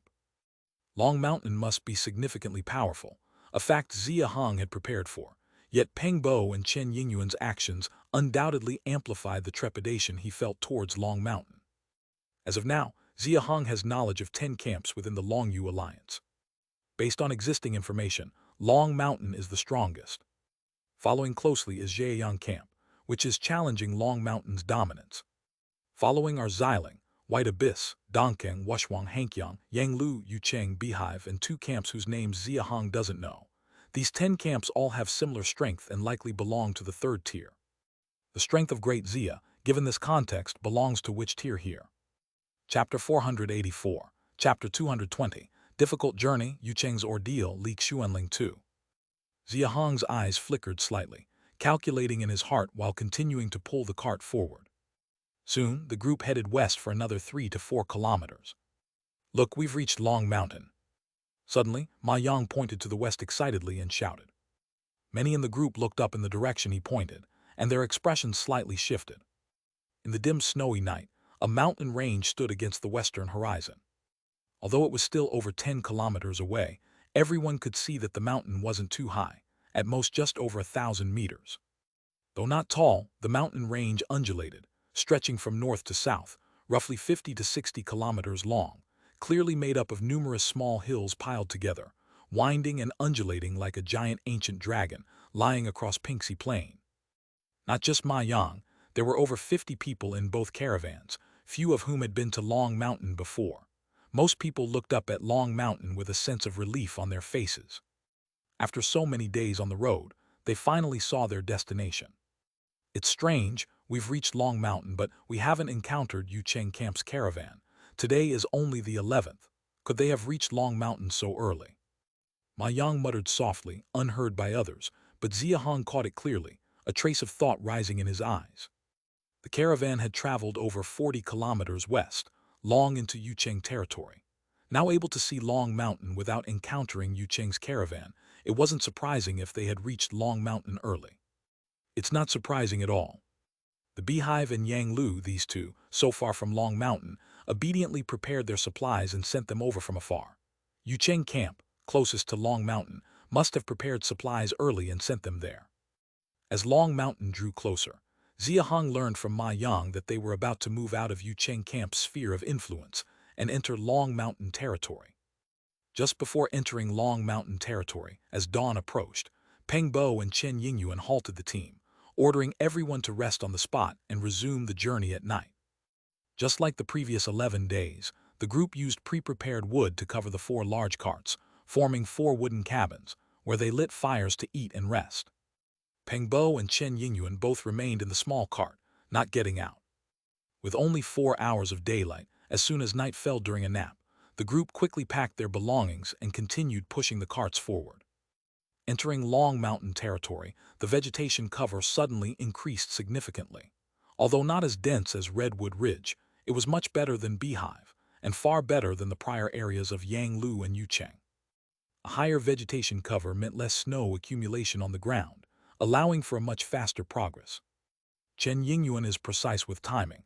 Today is April 14th. At this pace, we'll reach the foot of Long Mountain by the 15th, just in time for the assembly. And it's not just him, Peng Bo is accurate too. The precise timing suggests that Chen Yingyuan and Peng Bo must have visited Long Mountain many times.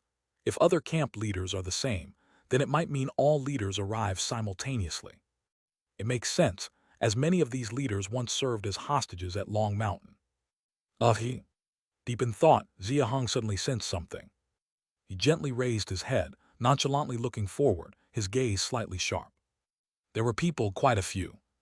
Xia Hong scanned the dense forest on both sides ahead, then lightly sniffed the air, and his expression immediately became cautious. The smell of blood. Did you smell it too? It's up ahead. What's going on? The thick scent of blood wafting from ahead was overwhelming. Not just Xia Hong, others quickly noticed it too. In contrast, Peng Bo and Chen Yingyuan, in the enclosed small cart, only realized it after hearing the voices of others. The two stepped out of the cart, looking ahead, their expressions immediately heavy. 100 meters ahead, a solitary, broken small cart stood on the snowy ground, its hub and main axle completely broken, with only the upper compartment left intact. In the snow around the cart lay 16 corpses, bodies pierced with numerous arrows, and scattered weapons stuck in the nearby snow. Snow continued to drift from the sky, barely covering the bodies on the ground. This alone proved that the battle here hadn't ended long ago. Xia Hong, at the back of the group, focused on the flag atop the small cart, his gaze narrowing at the Yu Cheng characters. There are people in the cart, and many in the surrounding forest. This is Chen Yingyuan and Peng Bo, less capable and with inferior perception than Xia Hong, probably hadn't noticed the people in the distant forest. But everyone knew there were people inside the cart. The reason was simple. Inside the broken cart was a lit stove, with a shadowy figure occasionally visible through the window, clear to everyone's eyes. Has Yan Chuan encountered trouble? It shouldn't be. Who could handle him this deep into Long Mountain territory? Hearing the slightly fearful voices of Chen Yingyuan and Peng Bo ahead, Xia Hong immediately deduced Yan Chuan as the leader of Yu Cheng camp. No wonder they hadn't encountered Yu Cheng's team. They actually stumbled into trouble.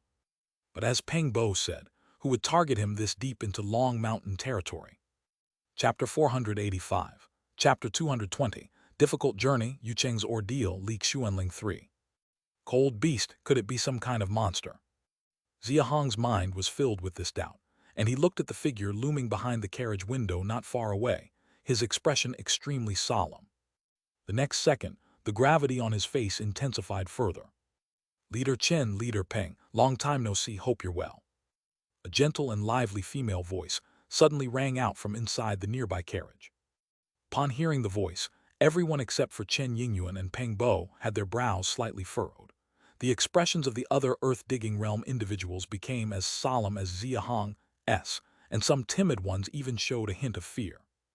On a snowy night, the lonely, broken carriage, the looming figure, the body sprawled around, scattered weapons, and suddenly such a gentle and lively female voice. Any normal person would think of monsters. But Xia Hong glanced at the dense forest on both sides, then carefully observed the expressions of Chen Peng's duo, immediately realizing that this woman probably had nothing to do with monsters. It was apparent that Chen Peng's pair remembered something. Their brows had already relaxed, and despite their stern expressions, after exchanging glances, they simultaneously clasped their fists and bowed towards the carriage. "May I ask, is young Lord Chuanling present?" Young Lord Chuanling. Upon hearing this title, Xia Hong's brow slightly furrowed, but he quickly recalled hearing from Cheng Ping that the principal of Long Mountain was Li Chuanyan, and immediately formed a suspicion in his mind. Good memory, the fact that Chuanling is waiting here today is not in vain. The female voice inside the carriage spoke again. Soon after, the compartment door slowly opened. A beautiful woman dressed in a snow-white gauze dress, slightly stooping, slowly emerged from the carriage. The woman's waterfall-like long hair was gently tied with a blue ribbon. Under the snow-white gauze dress, her slim and delicate figure was extremely alluring. She looked about in her early 20s, with a pair of lively and gentle big eyes, her gaze stealing the scene. Her flawless white face made the ground snow-pale in comparison. Her elegant eyebrows, graceful posture, light and nimble aura, everything about her seemed to be the gift of the Creator. The originally dull and cold snowy night seemed to brighten due to her appearance. What a beautiful woman! Not to mention the crowd from the earth-digging realm, even Chen Yingyuan and Peng Bo, and even Xia Hong at the back of the crowd, were momentarily lost in her beauty at the sight of the woman, expressing genuine admiration. Women, or humans, in the ice abyss world were difficult to describe as beautiful before reaching the cold resistance level, as their skin was constantly eroded by wind and frost, and clean water resources were relatively scarce. The survival habits of the wilderness meant that the status of women was inevitably at a disadvantage. Women at the cold resistance level would certainly be rare. If other natives of the ice abyss world were lost in thought, it could be said they were understandably astonished. Now, Xia Hong's reaction, having been a two-life human, absolutely underscored how captivating Li Xuanling's appearance was. Xia Hong pinched his fingers, suppressing the restlessness in his heart, focusing his gaze on the silver longsword hanging at Li Xuanling's waist. The silver longsword instantly reminded him of Yang Ning 2 years ago. Back then, the longsword in Yang Ning's hand was of the same color. If expected, Long Mountain should also have a silver mine. Of course, the reason for focusing on the longsword wasn't just about that. Xia Hong glanced at the 16 corpses scattered on the ground, noticed the black arrows piercing them, then took another look at the hundreds of people hiding in the dense forests on both sides, finally fixating his gaze on Li Xuanling. Upon this observation, his expression immediately became even more solemn. TWELVE Chinese letter. It's hard to imagine that the Li Xuanling standing before him, appearing to be just in her early 20s, was the strongest cold resistance level individual Xia Hong had witnessed till now. Gentle and lively, it was clearly just Li Xuanling's vocal characteristic. This woman was far more complex than she appeared. You both once studied with my father. In theory, I should call you senior brothers. However, now that the 10 families in Longyu are being influenced by Zhejiang, friend or foe, Xuanling finds it unclear. Why not tell me? Are you planning to side with Zhejiang or with us at Long Mountain during this alliance meeting? Chen Yingyuan and Peng Bo, upon hearing Li Xuanling's words, looked down at the corpses sprawled on the ground and the flag that read Yucheng. As if they had thought of something, their backs instantly drenched in cold sweat. The Xia Hong in the back quickly understood, his expression immediately becoming exceedingly solemn. On the way here, there were no tracks from carts, nor any signs of cleared snowy paths. If I'm guessing right, Yucheng camp didn't bring any iron ores, and if they didn't bring iron ores, they were killed by this woman. Xia Hong pushed the events to a reasoning that was 70 to 80% accurate, and upon seeing Li Xuanling again, he wasn't as relaxed as before. The apparent reason was the absence of iron ore, but the real reason was their refusal to comply with the alliance leader order issued by the principal of Long Mountain. Going deeper, it's almost certain that Yu Cheng planned to side with Xia Hong. Yu Cheng was the closest to Long Mountain, and yet they dared to side with Xia Hong. This, though it astonished Xia Hong, Li Xuanling's actions truly startled him. Disobeying the alliance leader order and being directly killed. This means that the alliance leader order was genuinely a tool used by Long Mountain to test the loyalty of the 10 families in Longyu. Doesn't it imply that among the other camps that came, whoever didn't bring iron ores or carried hostages, probably are all already? Peng Bo and Chen Yingyuan, after pondering for a moment, unexpectedly walked directly to Li Xuanling, bowed to her slightly, and began to speak with a voice full of reverence. Rest assured, young lord. Chen Yingyuan swears, my hive camp is absolutely loyal. Zhejiang Marquis who relies on some strength to wreak havoc in Longyu. My hive camp and he are irreconcilable. I Yang Lu am devoted to Long Mountain. I will never collude with Zhejiang camp. Rest assured, young lord, we brought 500,000 jin of iron ore, 10 jin of jade bone and also my son Peng Yuan along this time. The Lord's alliance leader order, be it scaling the mountain of knives or plunging into boiling seas, Peng Bo will absolutely comply. One after the other, they directly pledged their loyalty. No wonder, given the fate of Yu Cheng, if the two camps didn't bring iron ores, their end would probably resemble Yan Chuan's. Xia Hong observed the pair, frightened by Li Xuanling into bowing respectfully, while his own expression was solemn. His mind also began to think swiftly. Li Tianhua's daughter has a TWELVE Chinese letter strength. The principal, 8 great Vajra and many unknown situations. The strength of Long Mountain is probably more terrifying than he imagined.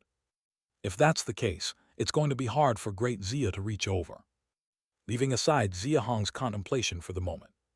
On the other side, Li Xuanling, after hearing the loyalty pledges from Chen Peng's pair, turned to look at the 4 large carts behind them, her face breaking into a breathtaking smile. Good, then I invite both of you to come with me. Just in time, there's a good show for you to watch too. After finishing her sentence, Li Xuanling seemed to recall something. She retrieved a section of a whip from behind her and fiercely lashed it towards the newly emerged carriage. Bang! The carriage shattered in response, and a middle-aged corpse with a fearful expression flew directly out from it. Upon seeing the corpse, Chen Peng's pair's expressions instantly froze, quickly bowing their heads, their posture becoming increasingly respectful. Yan Chuan's corpse, Yu Cheng camp should be gone, soon to be annexed by Long Mountain. Xia Hong observed Chen Peng's pair's expression and instantly understood the identity of the corpse. Long Mountain has started to annex other camps. Reaching this conclusion, a sense of urgency immediately arose in Xia Hong's heart. Chapter 486, Chapter 221, A Good Show Threats and Long Mountain's Intentions. What good show Li Xuanling spoke of, Xia Hong wasn't sure, but given the current situation, he certainly couldn't miss it. Unfortunately, Li Xuanling only called Chen Yingyuan and Peng Bo.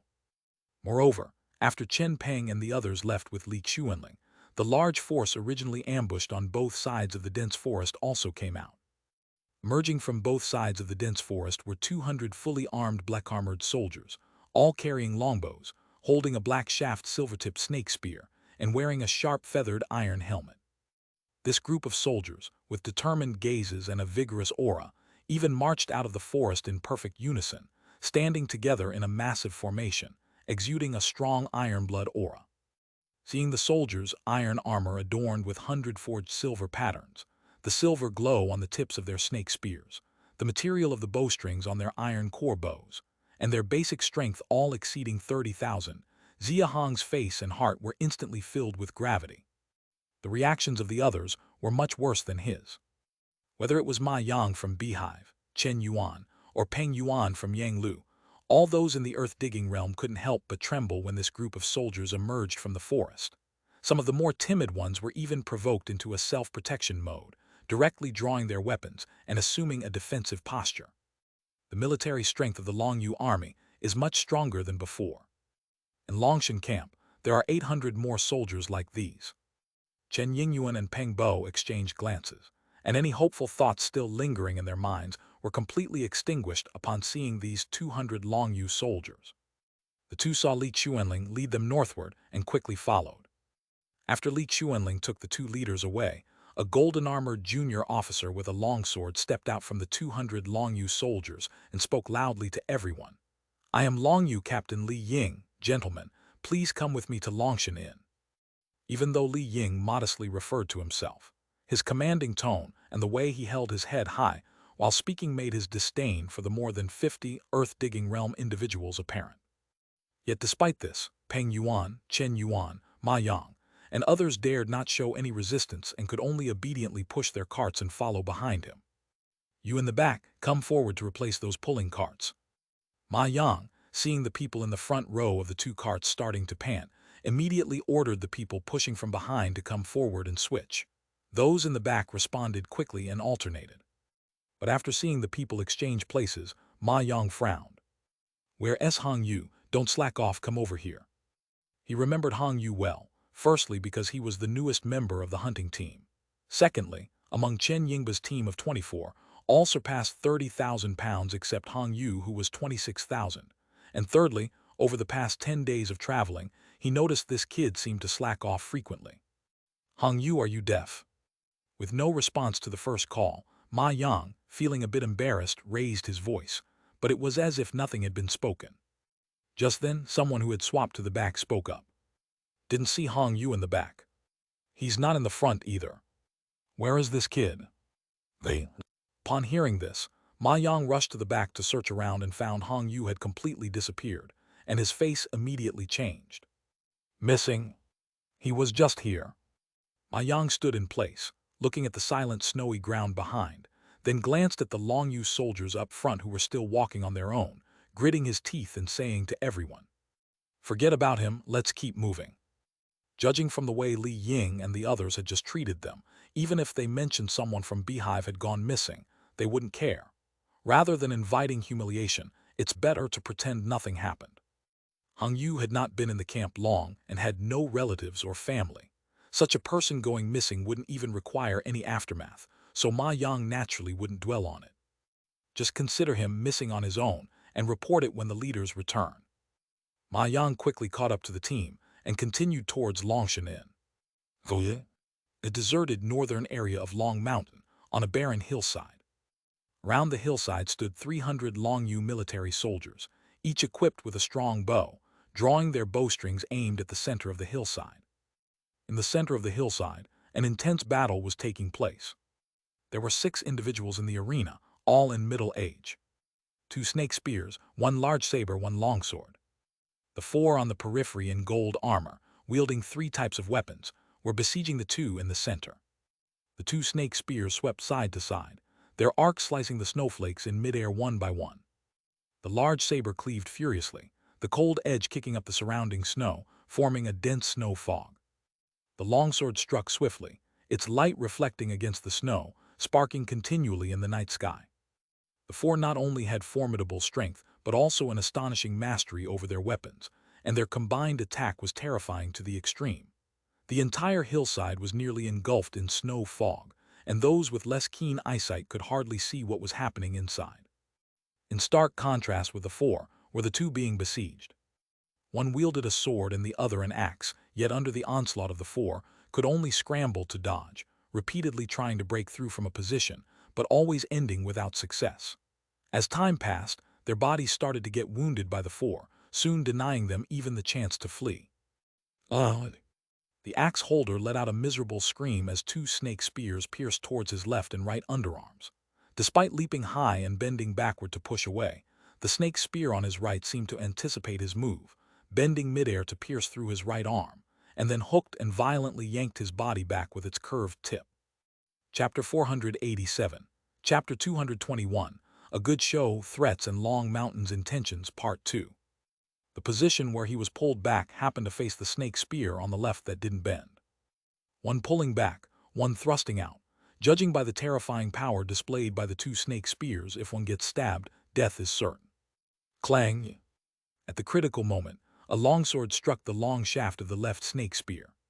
Hit by the blade, the snake spear naturally missed its target. The man holding the axe naturally escaped danger successfully. And the person who wielded this sword was another who was also being besieged. The back of that man had already been slashed with a large gash by a broadsword, blood gushing out. Yet after rescuing his companion, his face showed no hint of joy, instead filled with fear and terror.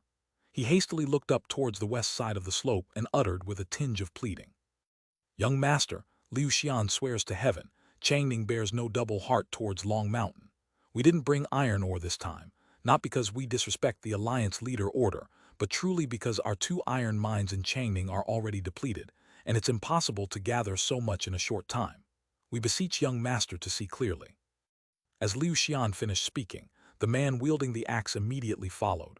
"Songyuan camp is the same, Wang Hu's loyalty to Long Mountain is evident to heaven and earth. Young master, please don't be swayed and wrong us." There were 9 people standing in the front row of soldiers on the west side of the slope. Leading them was a middle-aged man with a refined face, clad in white, with a composed and restrained expression, calmly observing the situation, showing only a slight twitch of his brows without speaking upon hearing the words of Liu Xian and Wang Hu. To the left of the middle-aged man stood 4 people dressed similarly to those besieging Liu Xian and Wang Hu, all clad in golden armor, middle-aged men, 2 wielding swords, 1 holding a halberd and another using a spear. On his right were 4 people, one of whom bore an 80% resemblance to him, similarly dressed, while the other 3 were none other than Li Xuanling, Chen Yingyuan and Peng Bo, who had just come from the south. Seeing Liu Xian and Wang Hu, surrounded and in peril, narrowly escaping death several times, Chen Peng and the others' brows jumped wildly, their breathing became rapid, feeling both fortunate and terrified, yet a sense of hesitation lingered. Fortunate because they had made the right choice. Otherwise, their fate would likely be similar to that of Liu Xian and Wang Hu, possibly even resulting in death like Yan Chuan. Their terror stemmed from the fear of Long Mountain's furious action this time. Yucheng's Yan Chuan was dead, and Changning, Liu Xian and Songyuan's Wang Hu were now being besieged by 4 of the 8 great Vajra. It's merely a matter of time before they die. 3 of the 10 families have already perished. Excluding their own 2, only 5 remain. The issue is, not even all of Long Mountain's strength is here. Whether Li Tianhua is alive or not doesn't matter. Besides him, for those they know, there are at least 13 cold resistance level in Long Mountain. Chen Yingyuan turned his head forward. He was very familiar with the people of Long Mountain.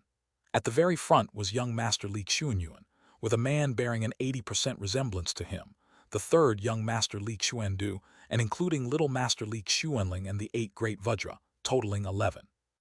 Li Tianhua's brother Li Tiancheng, the 2nd young Master Li Xuancheng, were not present, nor was the Longyu army, which included 300 here now.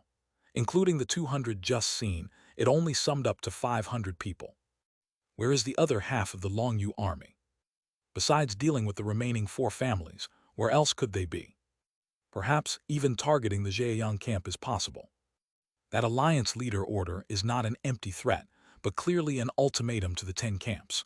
Those who don't conform to the order are directly killed. Before coming, they had also considered not bringing iron ore to first observe the Union's situation.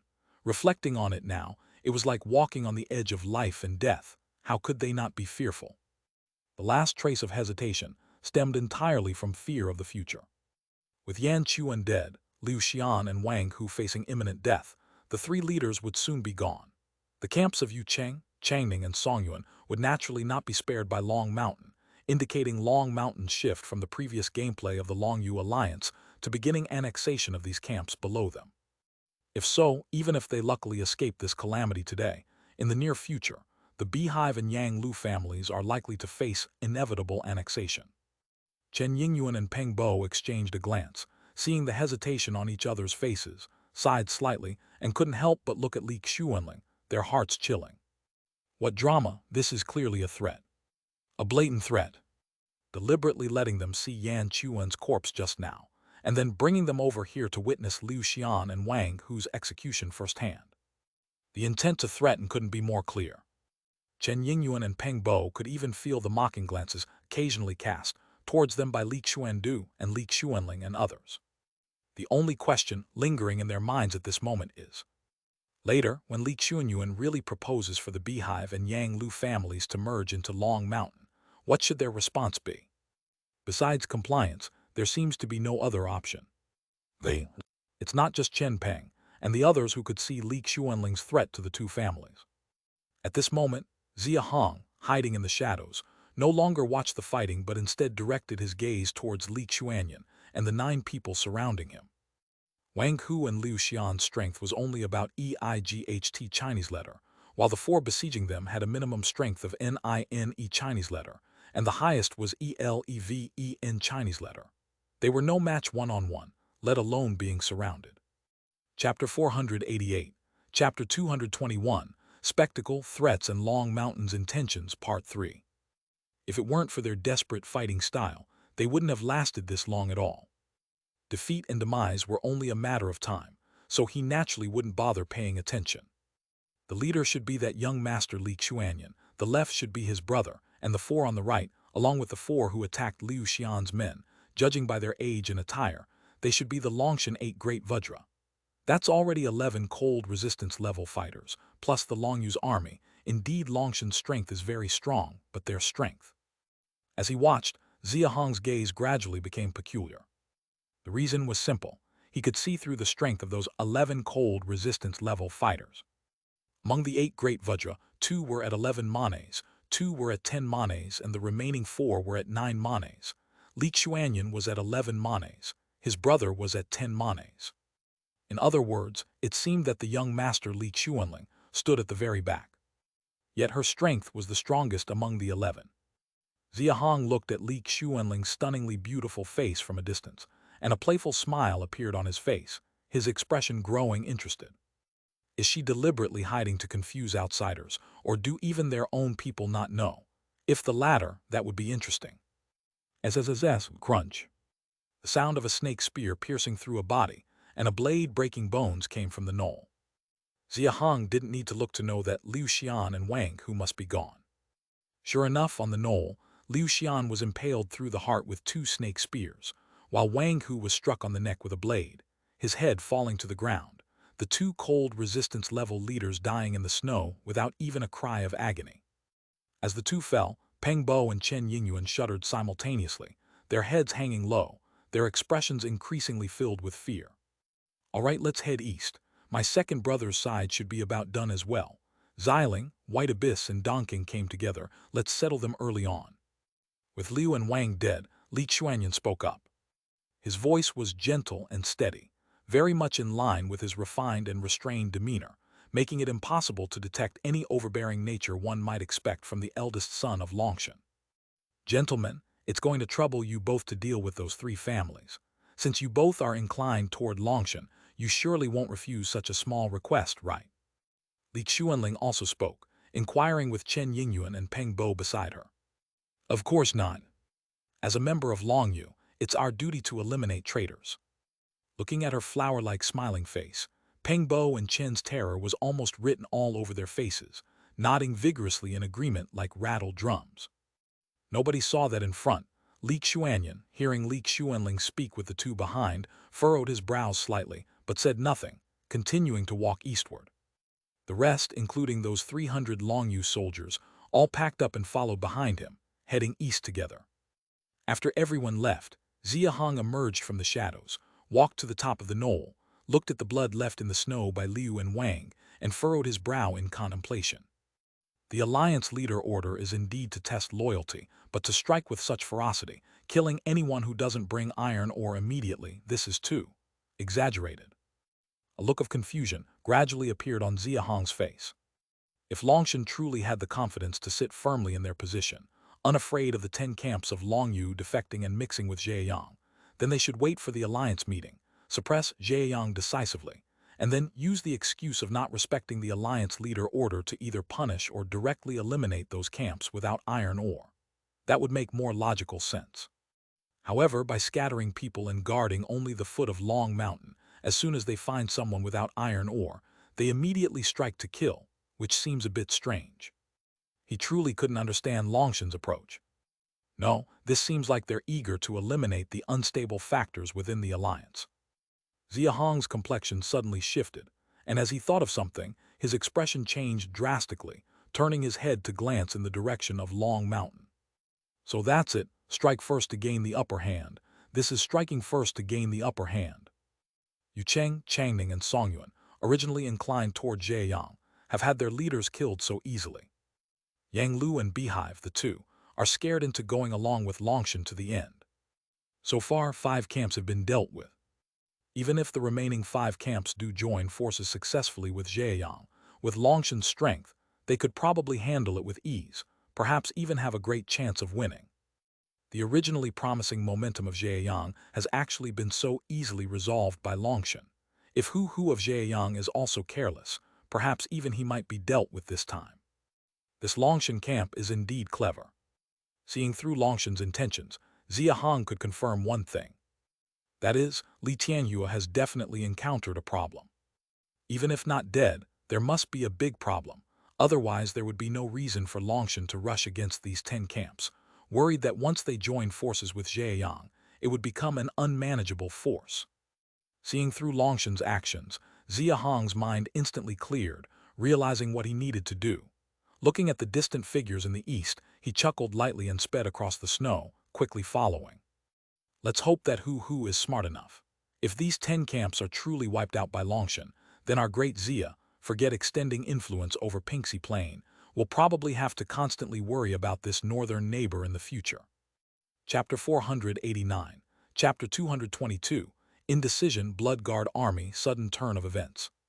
Bang bang. As it turns out, during this operation to eliminate disobedient camps within the alliance, Long Mountain indeed put in great effort. Xia Hong, trailing behind the Long Mountain group, heard the sounds of a massive battle ahead after walking less than 5 kilometers east. Crack! A large tree split in half and then crashed to the ground. 3 middle-aged men wielding different weapons, dressed in black, flew out from the broken section of the tree in a very sorry state. Rather than flying out, it would be more accurate to say they were smashed out. The first person who was smashed out held a long sword, and his abdomen was caved in by more than half, clearly indicating it was the horrific force on his abdomen that mainly broke the tree. The other two, one wielding a knife and the other a club, had pale faces and hands with cracked knuckles. A shoulder of one was bloody, and the leg of another was pierced with 2 iron arrows, both obviously severely injured. Second Master, why kill us before the alliance has even begun?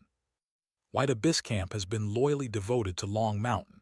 We beg Second Master for mercy. Xia Hong repeatedly bullied us, but we never submitted.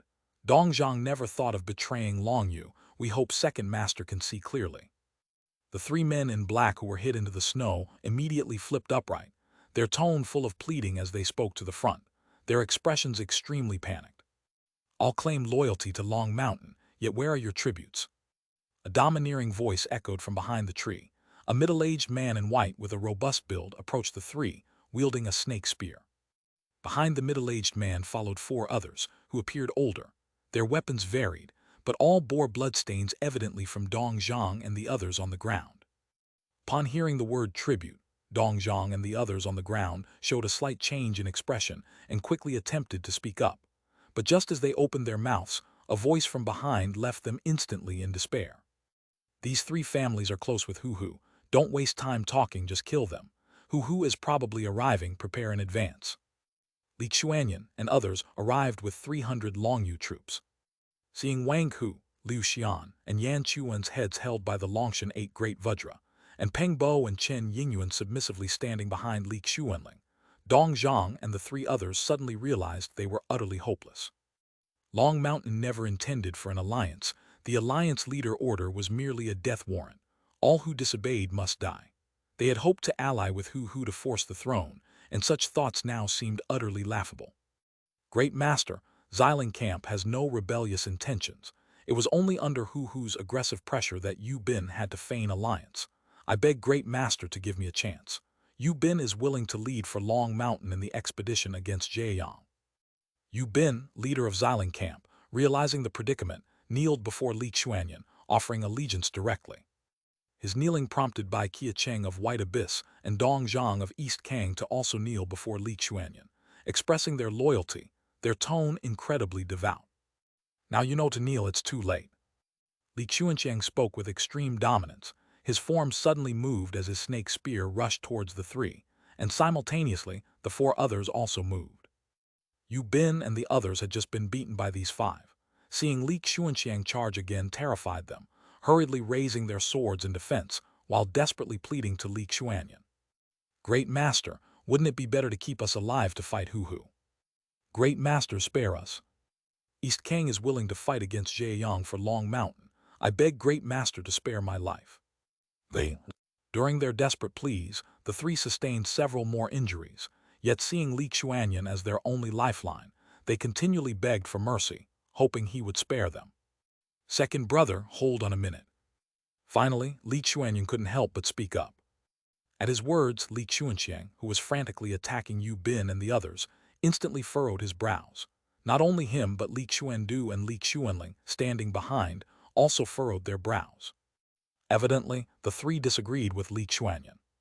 This Li Xuanyan.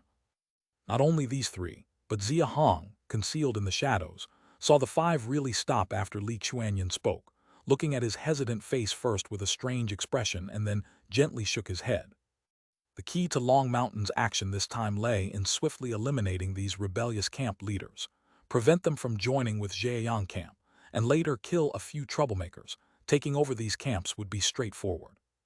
But failing to kill them would pose a significant problem. The worst is indecisiveness.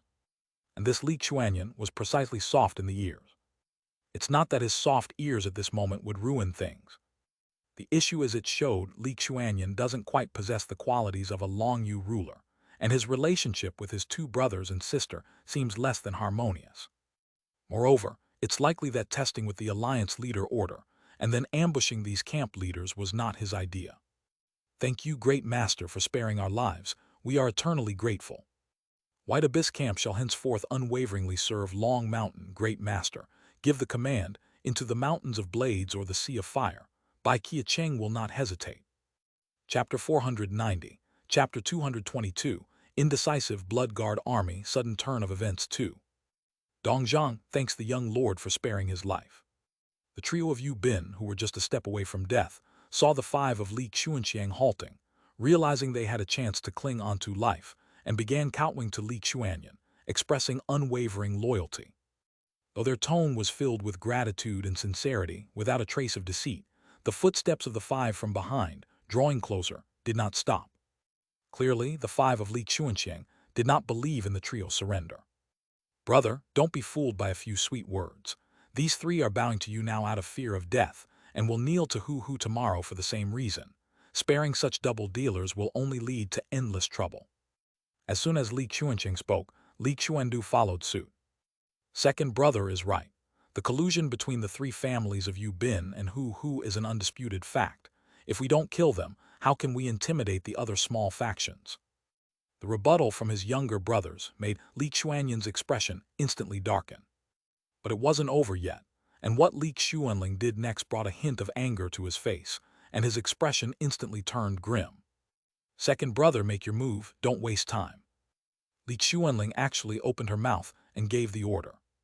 And upon hearing his sister's words, Li Xuanxiang indeed took action. "Move!" Li Xuanxiang thrust his snake spear forward, suddenly lunging at Yu Bin on the ground. The four cold resistance level behind him also raised their weapons, pairing off and charging towards Bai Qiacheng and Dongzhang. The three kneeling on the ground evidently did not expect that even after Li Xuanyan spoke, they would still be unable to escape death, and in their panic, they forgot to evade. The young Lord Li Xuanyan, seeing the five of Li Xuanxiang acting without regard for his order, his face turned ashen, and his fists clenched tightly. These three siblings are indeed decisive. In the shadows, Xia Hong had already drawn the Yi blade from his back. Seeing that Yu Bin and the others were about to be slain, he hesitated for only a moment before ripping off the mask on his face, intending to rush out and save them. Whoosh and whoosh and whoosh. Suddenly the sound of arrows reached his ears. Xia Hong, who had nearly rushed out halfway, abruptly stopped, and with a shocked expression looked towards Yu Bin and the others. Hundreds of blood-colored arrows came roaring through the air, targeting precisely Li Xuanxiang and the four cold resistance level behind him. The snake's spear in Li Xuanxiang's hand had already pierced through Yu Bin's shoulder. The other four cold resistance level had also driven Dongzhang and Bai Qiacheng to a dead end. Feeling the overwhelming rain of arrows behind them, none of the five halted their actions. cold resistance level experts themselves, are not afraid of arrows from the earth-digging realm. But the arrows from behind were evidently very special. Thud, thud. These arrows are problematic. They can't be resisted head-on. One of the cold resistance level, after being hit in the back by an arrow, quickly looked up and shouted to the other three and Li Xuanxiang. At the same time, he gave up on slaying Bai Qiacheng, turning to use his long sword to deflect the incoming arrows. Damn! After cursing in his mind, Li Xuanxiang looked at Yu Bin, whose shoulder he had pierced, gritted his teeth, and eventually withdrew his snake spear, turning around to slash at the incoming blood-colored arrows. Clang, clang. As countless arrows were struck down, the bodies of the five of Li Xuanxiang were pushed back several meters by a few particularly thick iron arrows among them. The strength in these blood arrows was clearly not something the earth-digging realm could produce. In that case, Li Xuanxiang turned to look behind him, his gaze slightly intense. To think the master of Longyu would resort to such a preemptive trick, Li Tianhua is truly aging, and you at Long Mountain have no successors either. A slightly mocking and taunting voice came from behind, followed closely by the sound of a heavy, orderly march into everyone's ears. Step, step, step, step. Walking slowly from behind was an army donned in red armor. The army was over 1,000 strong, each clad in red armor, wielding strong bows, with broadswords at their waists and a quiver of arrows on their backs full of blood-colored arrows. Though the army kept marching forward, several hundred soldiers at the front remained in a bow-drawn and arrow-ready stance, clearly having fired the hundreds of arrows just now. Step, step, step. Halt! At the forefront of the formation, a middle-aged man in blood-colored shimmering armor raised his broadsword and shouted forcefully, stopping the entire army abruptly, each laying their bows down. The army halted, and the man slowly walked out, accompanied by 7 other people who stood on either side of him. The 8 gazed at the crowd with Li Xuanyan, with clear provocation in their eyes. Hu Tong is here too. It's the army of Zhejiang camp. This Hu is no simple man. In the shadows, Xia Hong, upon witnessing the 1,000-strong army, his gaze immediately turned serious. Recognizing Hu Tong among them, whom he had seen before at the beehive, he immediately realized the army's identity.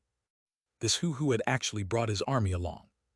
Moreover, from the previous mocking tone, Hu had clearly seen through the true intention of the Long Mountain Alliance this time. In light of this man becomes even more formidable. It was rumored that Zhejiang raised an army of 1,000 blood guards. Previously, I didn't take it seriously, but now, it seems you have truly gained momentum. Li Xuanxiang spoke with a casual tone, but the solemn expression that appeared when he mentioned the blood guard army was enough to demonstrate his fear. Chapter 491, Chapter 222, Indecisive Blood Guard Army, Sudden Turn of Events 3. Not only him, but also Li Xuanyan, Li Xuandu, Li Xuanling, and the nearby Longshan 8 Great Vajra, all looked grim the moment they saw the Blood Guard army. Apparently, they might have only heard about Zhejiang's army before, but never actually seen it. Now, seeing it with their own eyes, they realized how serious the problem was. Xia Hong, hiding in the dark, constantly monitored the expressions of the people in the field, capturing their reactions completely and naturally drawing corresponding conclusions. Brother Yu, Brother Dong, Brother Bai, I've told you before, if you followed our leader all the way here, you wouldn't believe it. Now you almost lost your lives. Your minds must be clear about where you should stand, right? Our leader. This person isn't even Hu. The words of the leading great hand made Xia Hong's gaze slightly tense. This great hand's basic strength was at the TWELVE Chinese letter level, the strongest among Zhejiang's 8 cold resistance level. He just thought that the great hand was Hu himself. Unexpectedly, he wasn't even. The happiest in the field now were probably Yu Bin and the other 2. Twice escaping death, the expressions of the 3 in the distance were already extremely panic-stricken. When they heard the great hand's words, they just turned to glance at Li Xuanyan, then resolutely ran towards the direction of the Zhejiang Blood Guard army. This scene made the faces of the Li Xuanxiang and Li Xuandu brothers look extremely ugly. Even Li Xuanling's face darkened a lot. In the dark, Xia Hong saw the eldest young master Li Xuanyan's face was already as gloomy as blood, and while a bit stunned, his expression also became quite peculiar. Just now, he said that Li Xuanyan's hesitation would not affect the overall situation. After all, Yu Bin and the other two were only a step away from death, and as long as Li Xuanchen and the other five pushed a little harder, Yu Bin and the other two would surely die. No one expected that Xia Hong's people would unexpectedly appear at this critical moment. 1,000 Blood Guard troops, plus 8 not weak cold resistance level, made it entirely impossible to kill Yu Bin and the other two now. And it didn't stop there. The subsequent chain reaction was even more terrifying. The last glance Yu Bin and the other two gave towards Li Xuanyan was already very obvious. Li Xuanyan had no say in Long Mountain. Even if he intended to accept the three families, Li Xuanchen and his siblings wouldn't agree, so they had no choice. They could only defect to Xia Hong, who saved them. After almost being killed twice, Yu Bin and the other two were determinedly standing on Xia Hong's side. And all of this was caused by the chain reaction from Li Xuanyan's momentary hesitation. Behive and Yang Lu defected to Long Mountain. The leaders of the Yucheng, Changning, and Songyuan families are dead, leaving little difficulty afterward. If the remaining Yu Bin and the other three families were eliminated together, even if Xia Yang was strong, at most they could only pull Wushwang and Hankyang, forming no major force, resolving at least half of the Longyu crisis. Handling what comes next would be much easier.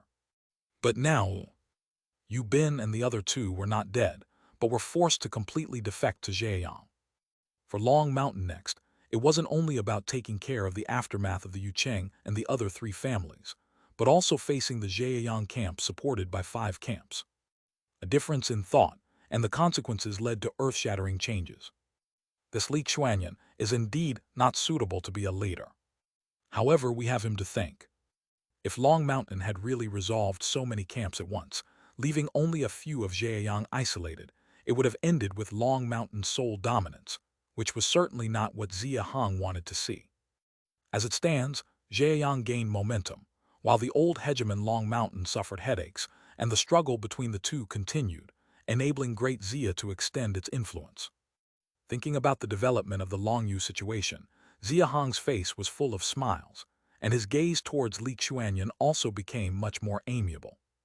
Crucially, for situations developing to this extent, he had been standing by from beginning to end, without lifting a hand, which equated not having to exert himself while gaining benefits, making his mood naturally good.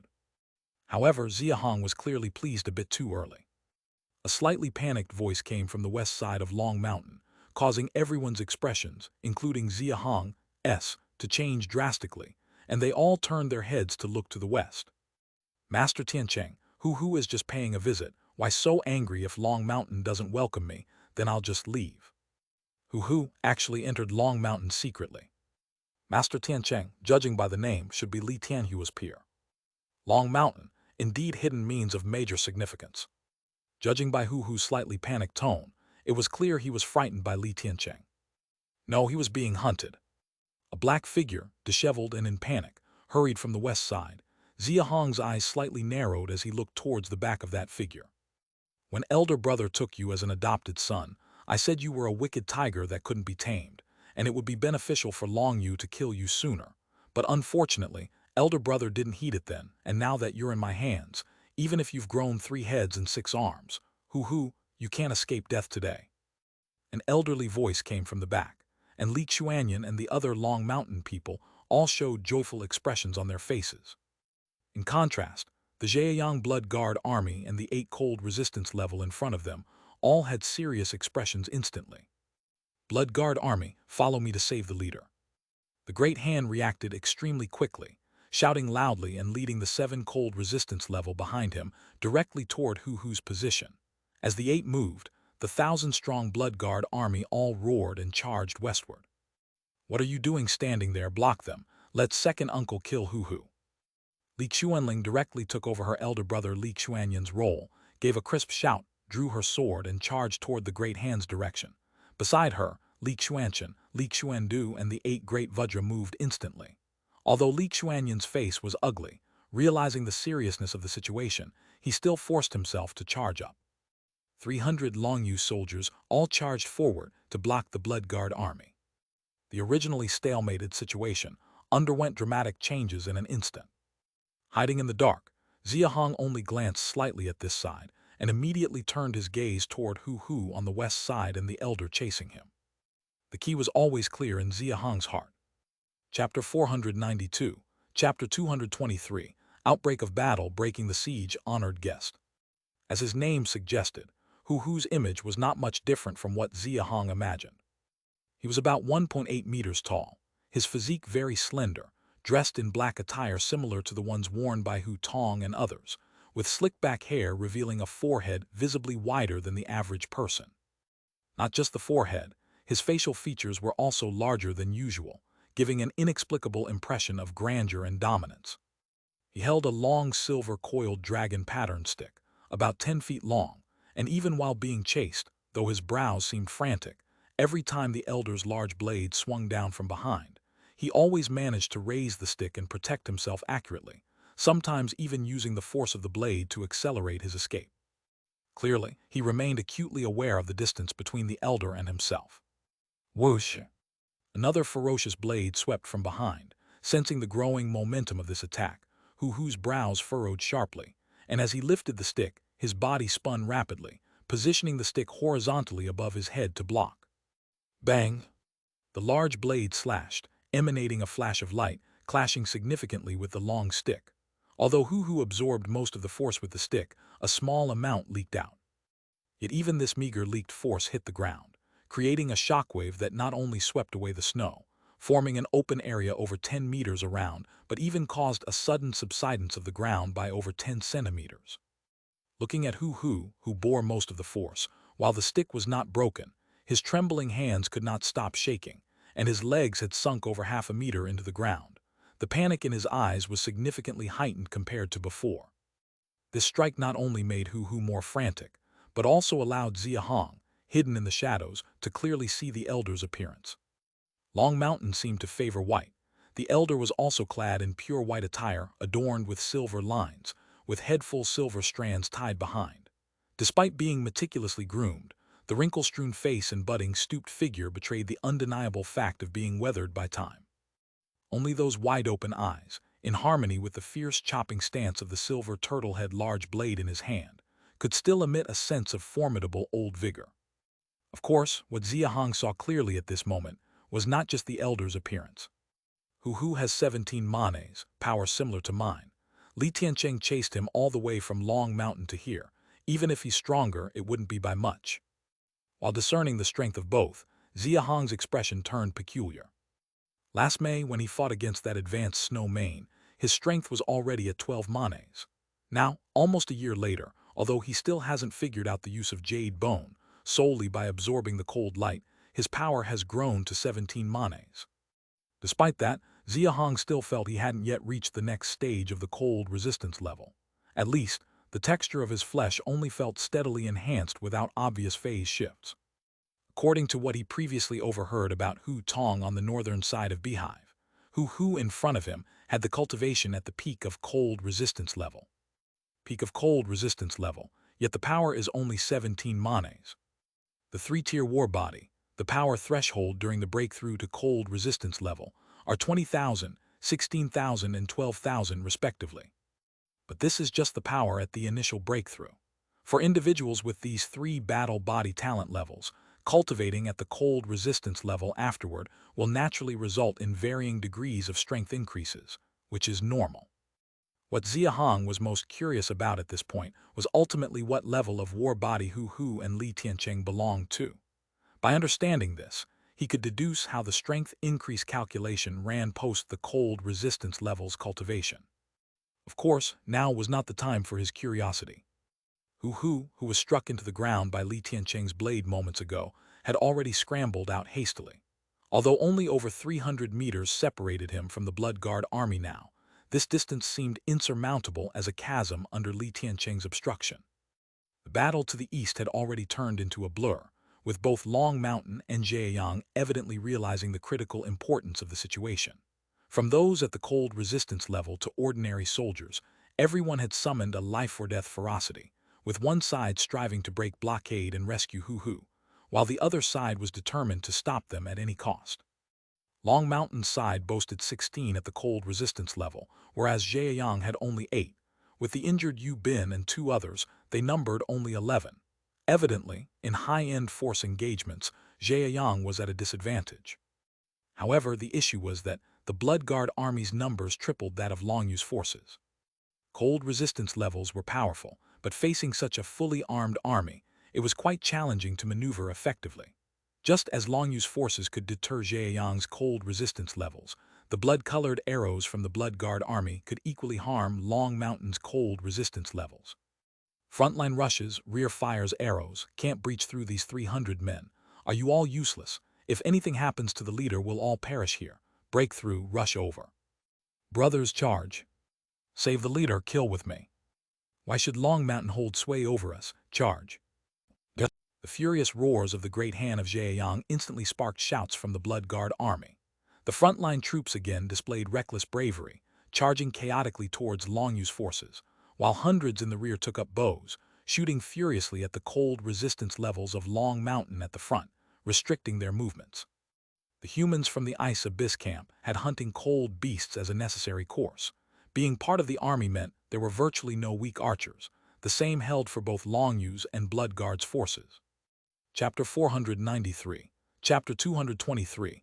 Outbreak of battle breaking the siege. Honored guest. Swoosh, swoosh, swoosh. Hundreds of blood-colored arrows came rushing from the rear, all aimed at the cold resistance level of Long Mountain.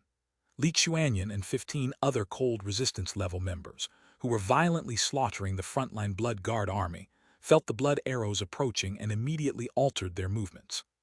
At the same time, the Great Hand led 10 cold resistance level members, advancing step by step with the Blood Guard army, closing the distance with leader Hu Hu. Chen Yingyu and Peng Bo, what are you two standing there for?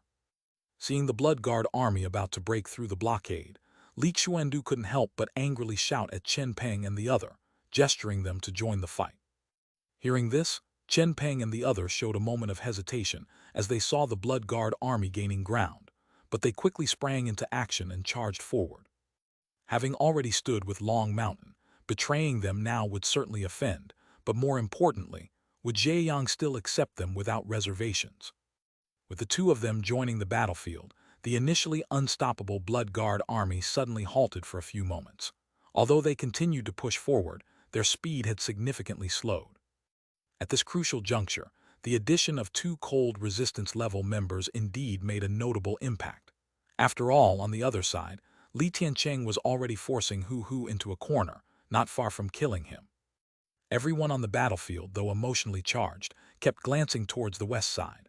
Those on Long Mountain awaited Li Tiancheng's swift victory over Hu Hu. Meanwhile, Xia Hong was filled with worry, hoping for Hu Hu's swift escape. We can still fight a while longer. Not enough have died yet, let's wait. Xia Hong, hidden in the dark, briefly scanned the battlefield and noticed that less than a tenth of the soldiers were down. His expression flickered slightly as he continued watching Li Tiancheng and Hu Hu. Wish.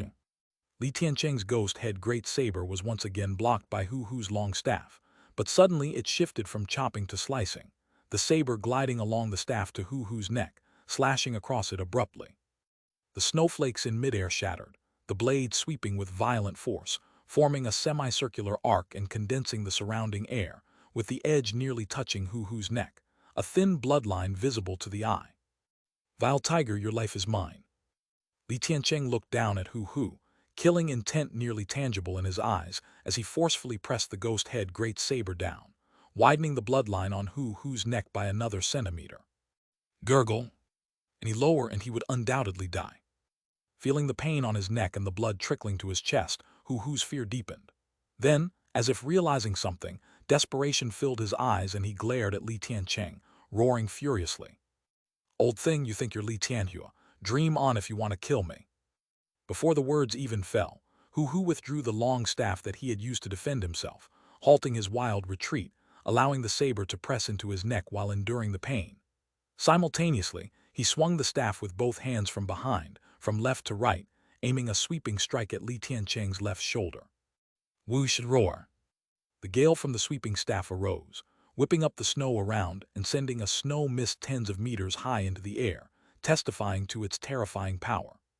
The coiled dragon pattern on the staff seemed to come alive at that moment, the howling gale turning into a roar of an unidentified cold beast. Li Tiancheng's gaze was serious as he saw the incoming sweep from the left. Gritting his teeth, he surprisingly didn't dodge but continued pressing the saber towards Hu Hu's neck. Hu Hu, disregarding his next crisis, staked everything on the sweep, betting that Li Tiancheng would not dare take it head-on. But Li Tiancheng, in ferocity, was equally willing to risk injury to kill Hu Hu. The fierce determination in both men reached its peak, and they chose to clash forcefully. Bam! The long staff struck Li Tiancheng's left shoulder, though no sound of bone cracking was heard.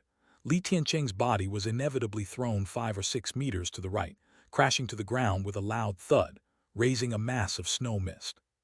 Hu Hu was also jolted backward by the saber, stumbling 7 or 8 meters back, nearly losing his grip on the staff.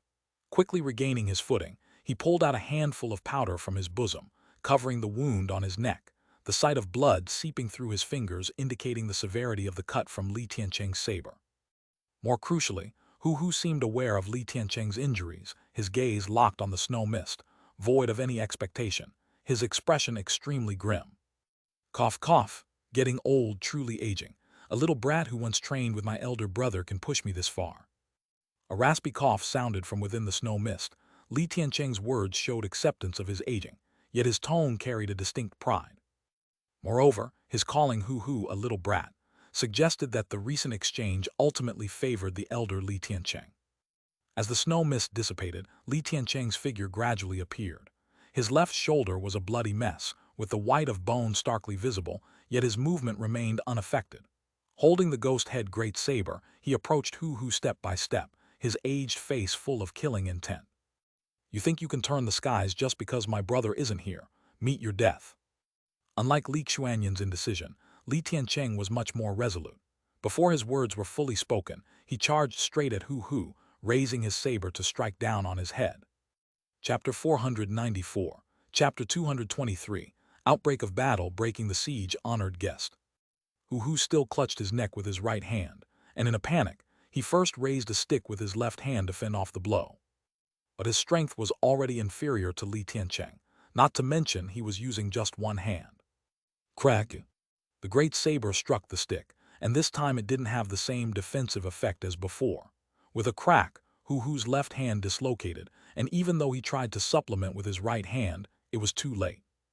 The stick was directly pressed onto his chest by the saber, and the blade had already split open his forehead, leaving a vertical blood trail across his face.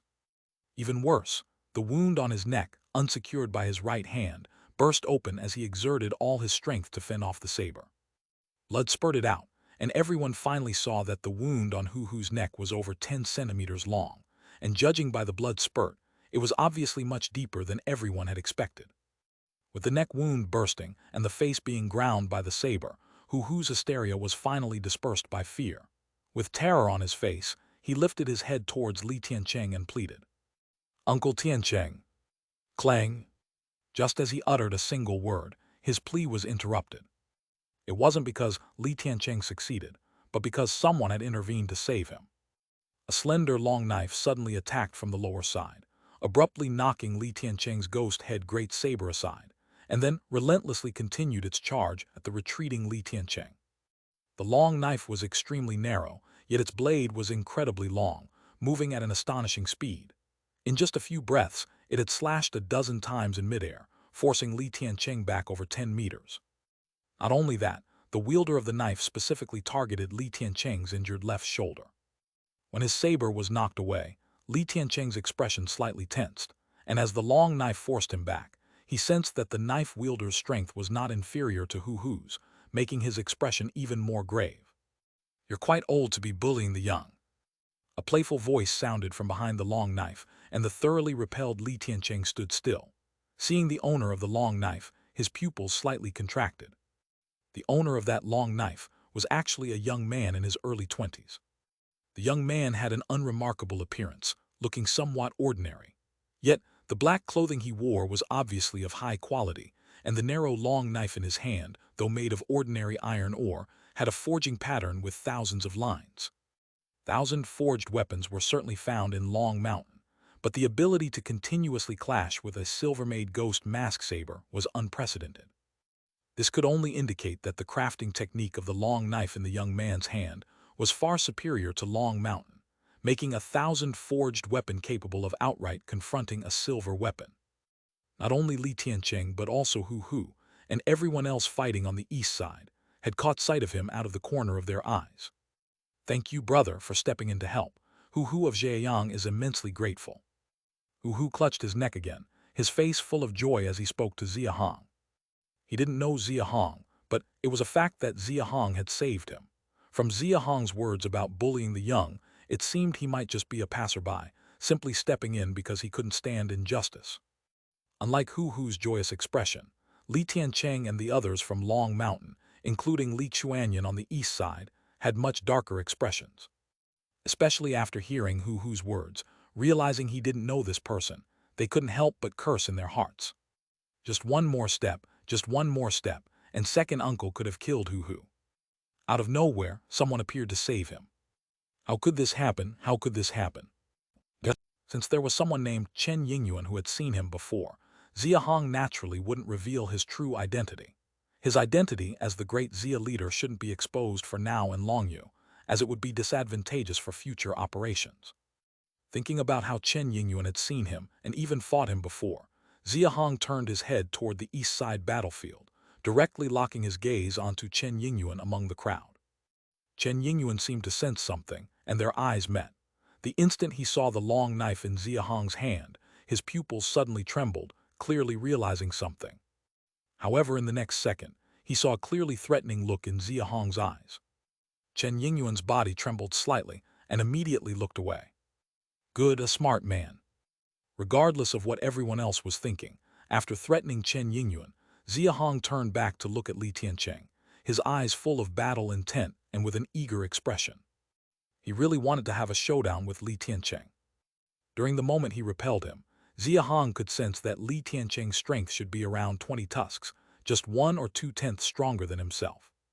With strength like that, even if it were a burly adult, Xia Hong would not be fazed at all. Moreover, Li Tiancheng before him was already quite old. Yet Li Tiancheng clearly had no desire to engage in a fight with him. Looking at Hu Hu, who had run back to the front of the Blood Guard army, Li Tiancheng's face showed a trace of regret for a plan falling short, finally sighing lightly as he spoke to Xia Hong. "Friend, are you from the Pinxi Plain?" The fact that Li Tiancheng used the word friend was enough to prove that Xia Hong's display of strength had won his respect. Li Chuanyan and other cold resistance-level people from Long Mountain looked at Hu Hu, who had escaped alive, with extremely heavy expressions, finally turning their heads unanimously toward Xia Hong, their expressions full of hatred and hostility. "No need to ask much, I just couldn't stand the sight and stepped in to help. I've always disliked old men, especially those like you who, relying on their age, recklessly kill others. When I encounter this, naturally I have to step in and deal with it." Xia Hong had no intention to say much to Li Tiancheng because the more he spoke, the more likely it was he'd reveal himself. After some perfunctory words, he directly turned to Hu Hu and said with a smile, "Brother, having saved your life, isn't it about time you?" With keen intuition, Hu Hu interrupted him before he finished, loudly clasping his fists and saying, "The life-saving grace of your excellency, Hu Hu will never forget.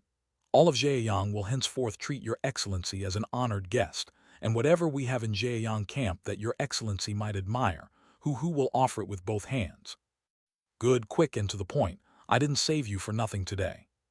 Xia Hong pretended to be simple-minded and laughed heartily, as if genuinely connecting with Hu Hu on the spot, laughing loudly as he clasped his fists and said, "I am Hong Xia, pleased to meet Leader Hu."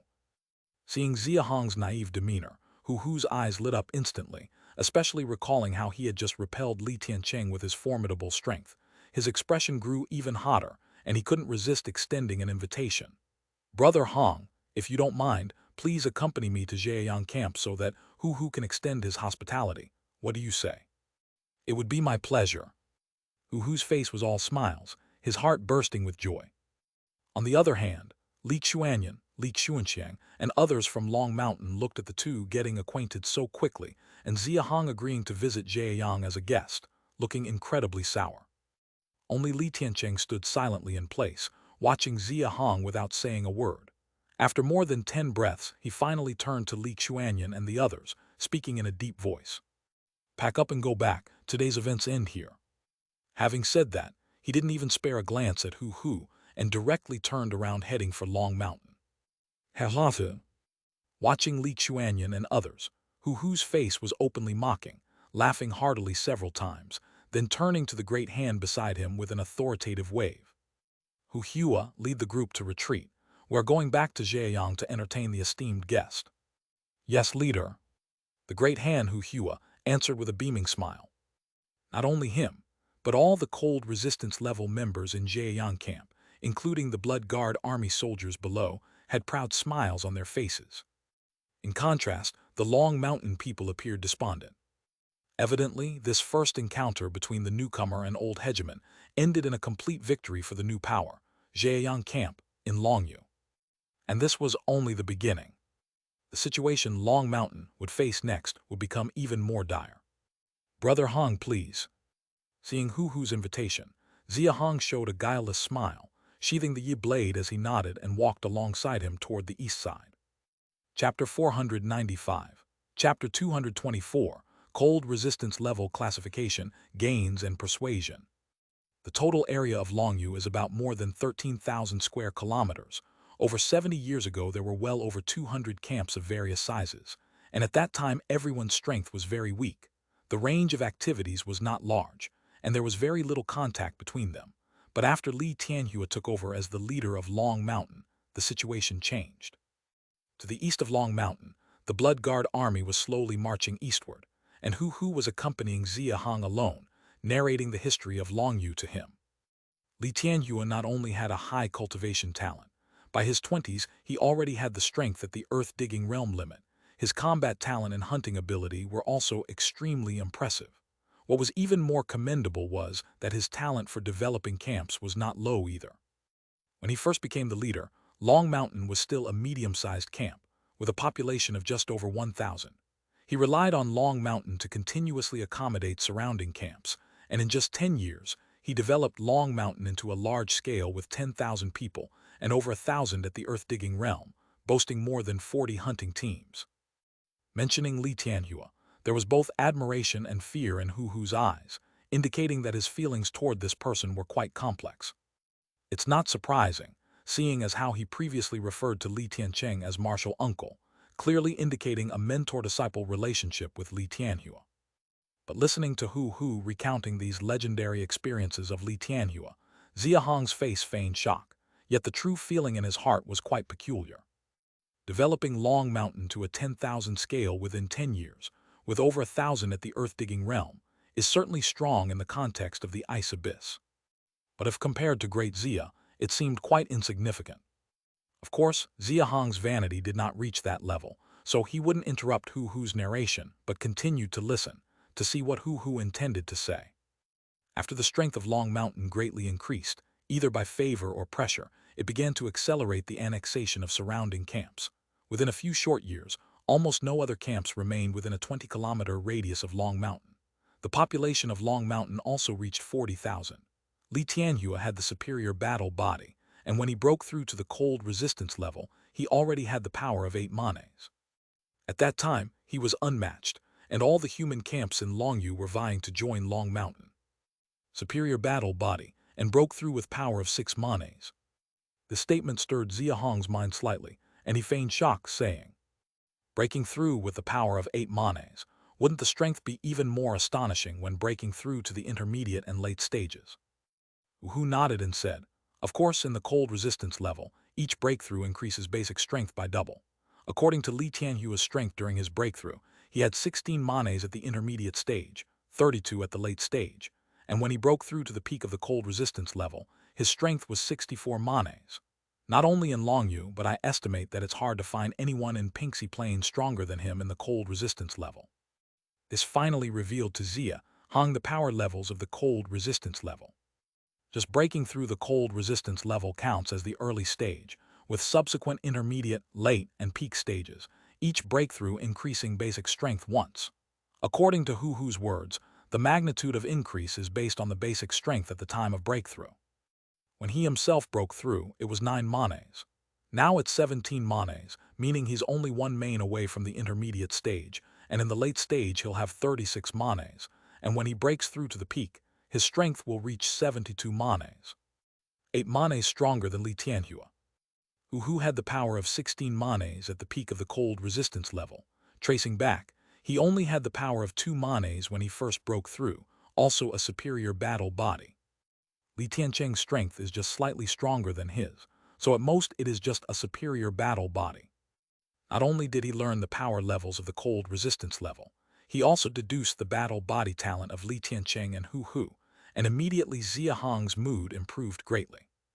All the human camps in Longyu wanted to join Long Mountain, and then, upon hearing Xia Hong take the initiative to ask, Hu immediately continued the storytelling. As I mentioned earlier, there were over 200 camps in Longyu at that time, with a combined population nearing 150,000. No matter how capable Li Tianhua was, he couldn't sustain so many people, so he refused to allow other camps to merge and only agreed to gradually increase the population according to Long Mountain's development. Xia Hong nodded slightly, understanding that Li Tianhua's choice was very reasonable. The nature of the ice abyss world determined that only those at the earth-digging realm, who possessed hunting ability, had a positive impact on camp development. Otherwise, having more people would only be a burden. But those at the earth-digging realm must be nurtured with beast meat, and once they break through, their need for beast meat increases, and for cultivation beyond the earth-digging level, resource needs for beast meat and beast blood only step-by-step increase. With limited resources, blindly expanding the population is not only useless, but can have extremely negative impacts, at best dragging down camp development, and at worst planting hidden dangers that could lead to camp collapse. From the situation observed earlier, the total area of Long Mountain is definitely larger than Redwood Ridge. With cold beasts and other various resources, it must be extremely rich. The problem is, no matter how rich the resources inside are, without sufficient strength, you can't successfully acquire them. Just like Great Xia, which is still continuously exploring Redwood Ridge. And if Xia Hong remembers correctly, by the time he went out, the Great Xia hunting team could penetrate only 7 kilometers into Redwood Ridge. And even then, only the stronger intermediate hunting teams could go. This is still with the existence of a system and the rapid development speed of Great Xia. No matter how capable Li Tianhua was, he was equally subjected to the harsh limitations of the ice abyss environment, and it was most effective to consolidate and steadily improve the camp's population and expand its influence based on resource acquisition capabilities. Chapter 496, Chapter 224, Cold Resistance Level Classification, Gains and Persuasion /2. If Long Mountain only refused other camps to merge, it wouldn't be much of a problem. After all, we are the weaker side. But the issue is that, after refusing other camps to merge, he forcibly occupied all the outer entrances of Long Mountain. Hearing this, Xia Hong roughly understood. He had previously wondered, among the 12 families of Longyu, aside from the Longshan camp which is at the foot of the mountain, and the Beehive and Yang Lu clans adjacent to Redwood Ridge, having their hunting grounds, what about the other 9? One must understand, on Pinxi Plain, most of the area is plains with very low vegetation coverage. Although cold beasts exist, they are really too few, barely enough to sustain even 2 or 3 giant camps, let alone 9.